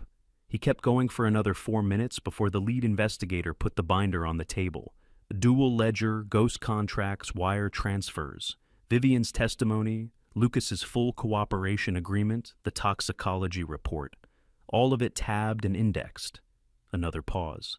The investigator said, and again, I'm quoting, "Mr. Mercer, this is not a case where blame shifting will produce a useful outcome for you. The documentation is comprehensive. I'd suggest you listen to your attorney." My chest felt tight, not with satisfaction, but with the particular weight of a thing that has been in motion for a long time, finally arriving at its destination. "And then," I asked, "and then Damian Mercer sat down." Michael said, and for the first time in the 6 weeks I have been building this file, he had absolutely nothing to say. I thanked Michael and ended the call. 25 years ago, I had terminated Damian Mercer for embezzling $400,000 from Whitaker International's operating accounts. He had sat across from me that day with the same gray eyes, the same controlled mouth, and said nothing as security walked him out. I had believed at the time that the consequences were sufficient, that a man who lost everything at 30 would learn something from it. I had been wrong. People did not change. They simply found larger stages for the same performance. The number then had been $400,000. The number now was $86 million. The crime was the same. Only the scale had grown. Brandon was already in Catherine's office when I arrived on Wednesday. He was sitting in the chair across from her desk, with his elbows on his knees and his hands pressed together in front of his mouth, the posture of a man who had been waiting long enough that the waiting had become its own kind of punishment. He looked up when I entered. His eyes were red-rimmed, not from recent crying, but from the kind of exhaustion that comes after several days of it. Catherine placed the envelope on the table between us, without ceremony. Plain manila, no label. The seal had been broken weeks ago when I had first opened it in my study and sat with what was inside for the better part of an hour. Brandon looked at it. His jaw worked. "Is that—" "Yes," I said. He reached out and pulled the single page from the envelope. I watched his eyes move across the document, the clinical language of a laboratory report, the two names at the top, the conclusion in the final paragraph that left no ambiguity about what it meant. His hands were trembling. Not slightly genuinely trembling the way hands tremble when the body is processing something the mind has not yet fully accepted. He set the paper down and pressed both palms flat on the table, breathing hard through his nose. "How long have you known—" His voice came out cracked and low, barely above a whisper. "Since you were 4 years old," I said. Brandon's head came up. His eyes searched my face with an expression I had never seen on him before, stripped of the ambition, stripped of the performance, stripped of 41 years of careful positioning. Just a man suddenly who did not know who he was. "And you never—" He stopped. His throat moved. His eyes filled fast, and total tears spilling before he could stop them, and he pressed the back of his hand hard against his mouth, his shoulders shaking a sound coming out of him that was thick and broken and completely without pretense. I waited until the worst of it had passed. "You raised me," he said. Finally his voice wrecked. "You knowing that you raised me. I raised you because I chose to be your father," I said. "Not because of a laboratory result. That was my choice. It had nothing to do with biology." I held his gaze steadily. "And what happened in that house 3 weeks ago? The papers on the table, the nursing home, documents, the phone calls to Damian. That was your choice. You made it with full knowledge of what you were doing." Brandon's chin crumpled. The tears came again harder this time. Deep, wrenching sobs that shook his whole frame, the kind of crying that comes from somewhere below grief, from the place where a person finally confronts the full cost of who they chose to be. He pressed both hands over his face and bent forward over the table. I watched my son cry for the first time in 41 years, and I did not move toward him. I could not. The man who would have crossed that room, the man who had steadied Brandon's first bicycle, who had sat beside his hospital bed through a childhood fever, who had believed for 37 years that the boy was his. In every way that mattered, that man had stood at the head of a dining room table on a rainy Thursday night and watched Brandon place a financial power of attorney in front of him and say, "Just sign it and we're done." I understood the grief. I could not reach past what had caused it. Eleanor arrived at the university club on a Tuesday afternoon, 2 weeks after the gala, wearing the same composure she had worn to every event there for 11 years, shoulders back, chin level. The practiced ease of a woman who had always known exactly where she belonged in a room. She did not belong in this room anymore. Every person in it already knew that. The first table she approached, 4 women she had lunched with monthly for 6 years, shifted in their chairs as she drew near. Conversation did not stop. It simply redirected the way water redirects around an obstacle, finding a new path, without acknowledging that anything had changed. One woman made brief eye contact and looked away with the specific speed of someone who had decided in advance not to engage. Eleanor adjusted her grip on her purse and moved toward the bar. Preston Hale was standing near the far window with 2 other men. He saw her from across the room. She was certain he saw her because his eyes landed on her face for one clear second before he turned deliberately and without hurry to face the window instead.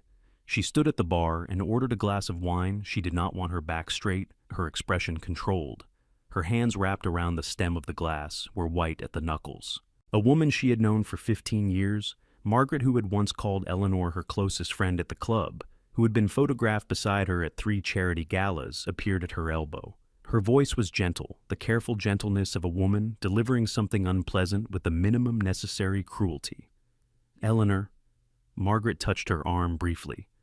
"I think it might be better if you went home today."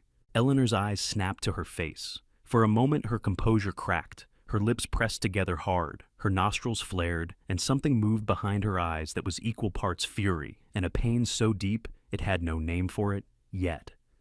"Margaret, I'm sorry." Margaret's voice was genuinely sorry, which made it worse. "I really am." Eleanor set her wine glass down on the bar. She straightened her jacket. She turned and walked toward the exit with her head up, and her pace measured and her eyes fixed on the door, because the door was the only thing in the room she could look at without seeing what she had become. She had spent 34 years wanting this room, wanting the tables, the membership, the particular warmth of being known and accepted in a place where not everyone was permitted entry. She had genuinely believed that Theodore's flannel shirts and his old truck and his refusal to play the social game were the things standing between her and the life she deserved. She had sold the one person in her life who actually owned this world, and in doing so, she had made herself someone this world would never let back in. The door closed behind her. The room continued without a pause. Charlotte called me on a Thursday evening 3 weeks after the gala, while I was reading in the suite at the Langham that had become quietly and without ceremony my home. "I have something to tell you," she said.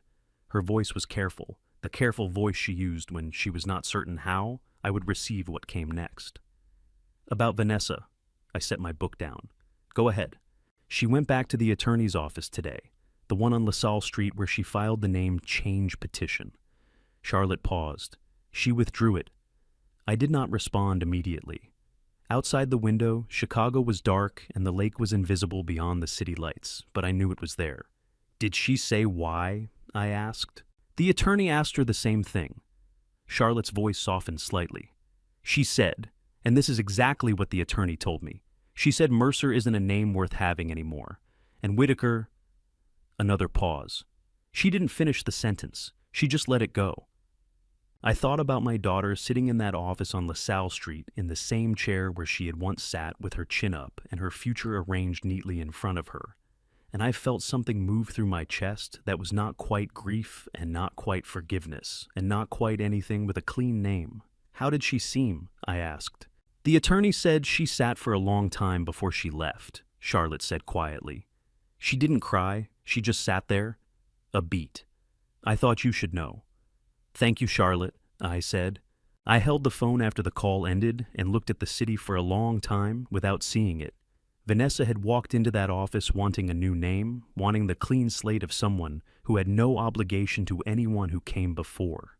She had walked out with the same name she was born with and no particular future attached to it, and she had not cried about it. I did not know if that was the beginning of something or simply the absence of something else. The story did not give me that answer. Some things did not resolve cleanly. Some things simply stopped moving and waited. The signing took place on a Monday morning in late November, when the first real cold of the season had settled over Chicago, and the heating in Catherine's building was running loud and steady through the walls.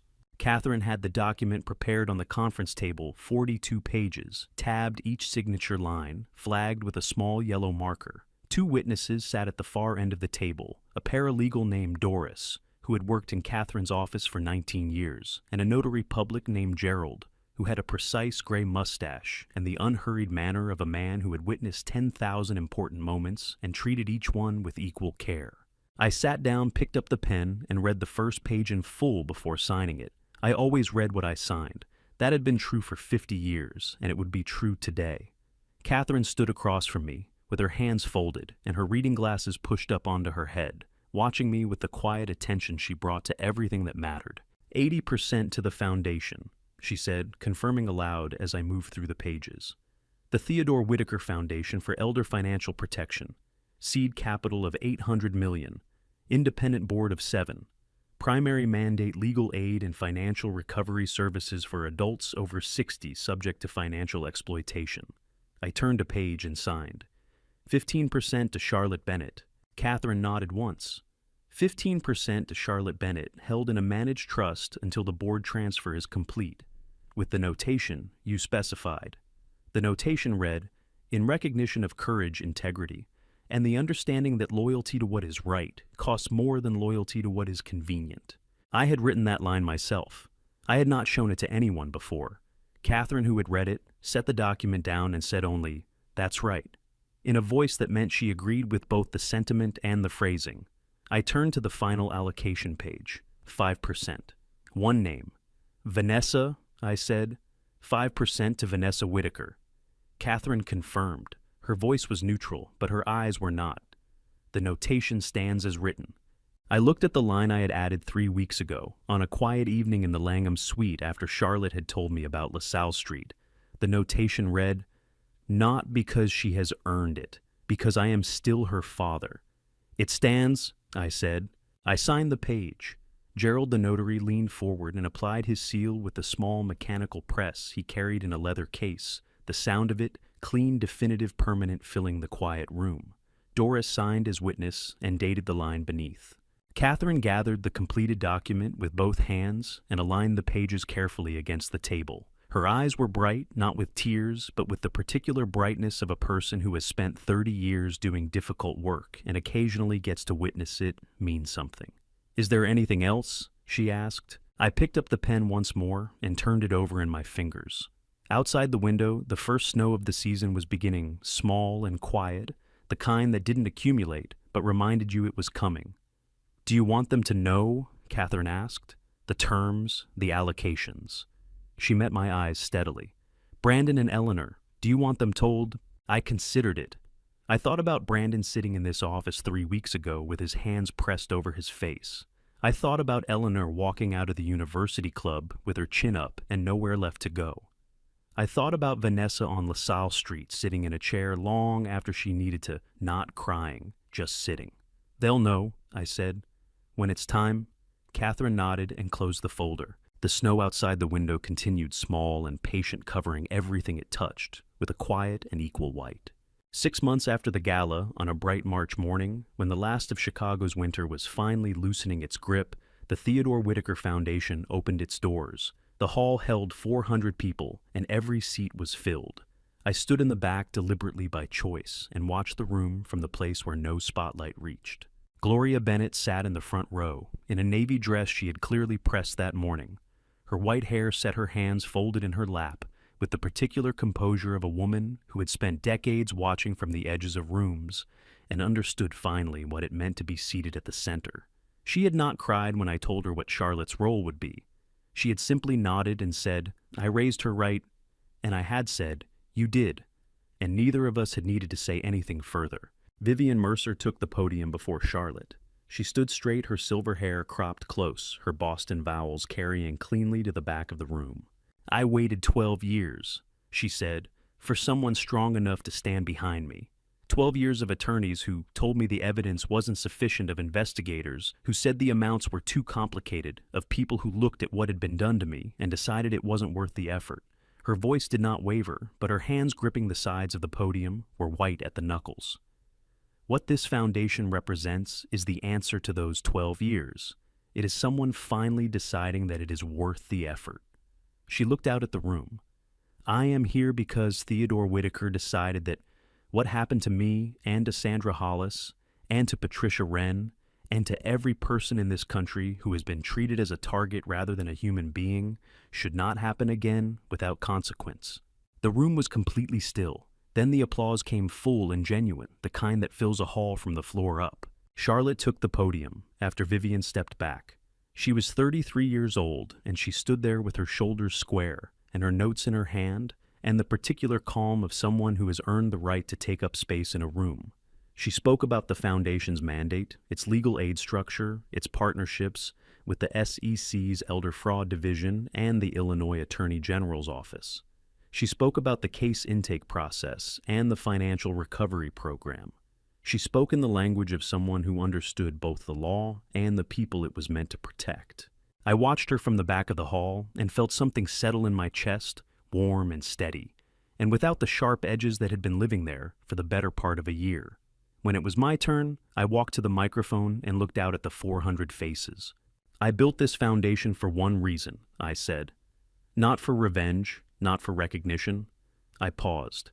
Because no one should be treated the way I was treated, and because the people who did it were counting on the assumption that I had no one in my corner.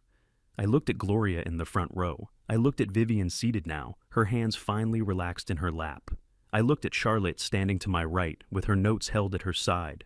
They were wrong. That was all I said.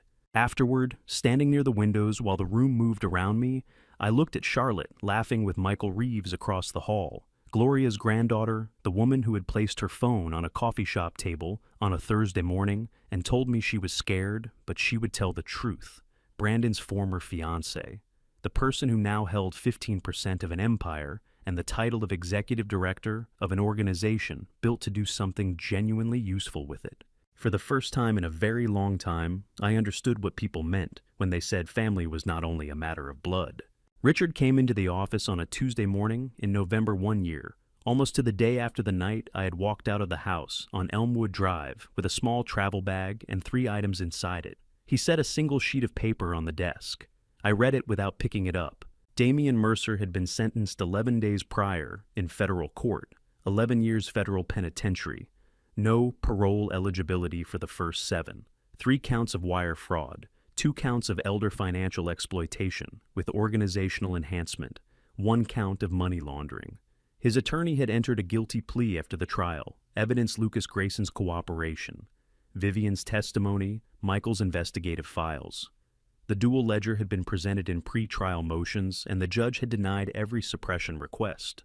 Eleanor was living in a 2-bedroom apartment in Evanston. Richard reported this without editorializing. I received it the same way. Brandon had lost his business consulting license 6 months prior, following a state investigation into the Bennett Family Trust irregularities. He was working as an independent contractor. He was living by all accounts quietly. Charlotte had ended the engagement the week after the gala. She had not discussed it with me, and I had not asked. Vanessa still used the name Whitaker. She had not contacted me. She had not cut contact either. There had been no formal communication of any kind, which meant the door was neither open nor closed, but simply present. Richard clasped his hands and looked at me across the desk. "Would you like to reach out to Vanessa?" I turned toward the window. Chicago spread out below, in the November gray, the lake dark at the horizon, the city doing what cities do, continuing regardless without waiting for anyone to be ready. "Let her decide," I said. "When she's ready, she'll know where to find me." Richard nodded once and gathered the paper from the desk. The office was quiet. The city moved below, and I sat in the chair that had always been mine and let the years settle around me like the first snow of a season that was only just beginning. The fog was still sitting low over the yard when I came outside. It was the kind of Saturday morning that asked nothing of anyone. Quiet streets, gray-white sky, the smell of cold grass and coffee mixing together, in the way they only do when the world has not yet decided what kind of day it wants to be. I was wearing the flannel shirt, the dark green one soft at the elbows from years of use, the left pocket slightly stretched from carrying too many things in it over too many years. I had 4 others like it in the closet. I wore this one because it was comfortable and because I had always worn it and because there was at this point in my life no force on earth capable of making me apologize for that. I walked the perimeter of the fence with my coffee the way I always did on Saturday mornings, checking the posts out of habit rather than necessity. The loose board was on the north side third post. From the gate, the same section I had repaired 18 months ago on the morning all of this began. The wind had worked one of the new nails free overnight. It was a small thing, the kind of small thing that gets worse if you ignore it and takes 4 minutes if you don't. I went back to the garage and got the hammer. The phone rang while I was lining up the first nail, Richard's name on the screen. I answered it holding the hammer in my other hand. "Good morning, Chairman, the Hartwell acquisition." The board reviewed the revised offer overnight. 2 billion final terms. They're requesting your approval to proceed. "Approved?" I said. "Send the confirmation to Catherine by noon." "Of course. Anything else?" "No," I said. "That's everything." I put the phone in the flannel pocket and drove the nail home in 2 clean strikes, then the second. I stepped back, tested the board, with both hands firm, flush right. The fog was beginning to lift at the edges of the yard, the morning light finding its way through in long, flat pieces laying itself across the grass without any particular urgency. $34 billion in consolidated assets, 3 ports, 12 logistics centers, a foundation with 400 active cases across 19 states, and a fence that needed fixing, so I fixed it. They had looked at the flannel shirt and seen a man with nothing.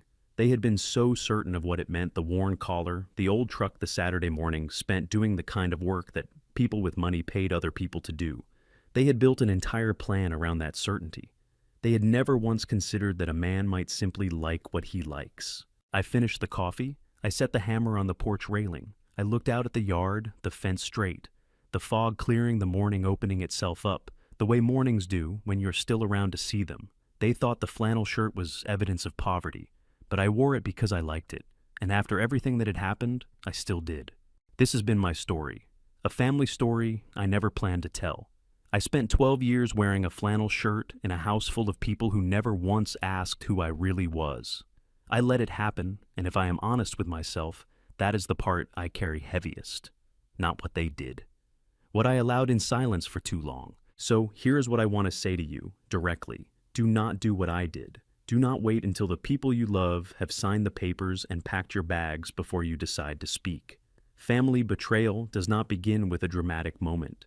It begins with small silences, small compromises, small days where you choose peace over truth. I know this because I lived it. I believe God gives every person a moment of clarity, one clear morning, where you finally see things as they are. Mine came on a rainy Thursday night, standing at a door with a bag I had packed 4 days earlier. I am grateful I did not waste that moment. This is only one family story among millions. Family betrayal is more common than anyone wants to admit, and every family story deserves to be told honestly. If any part of this moved, you leave a comment, share it with someone who needs to hear it, and stay close to this channel. The next story is already waiting. Thank you truly for staying until the very end. A gentle note. The stories on this channel contain fictional elements crafted purely for reflection and storytelling. If this type of content is not for you, we completely understand. Please feel free to explore whatever speaks to your heart.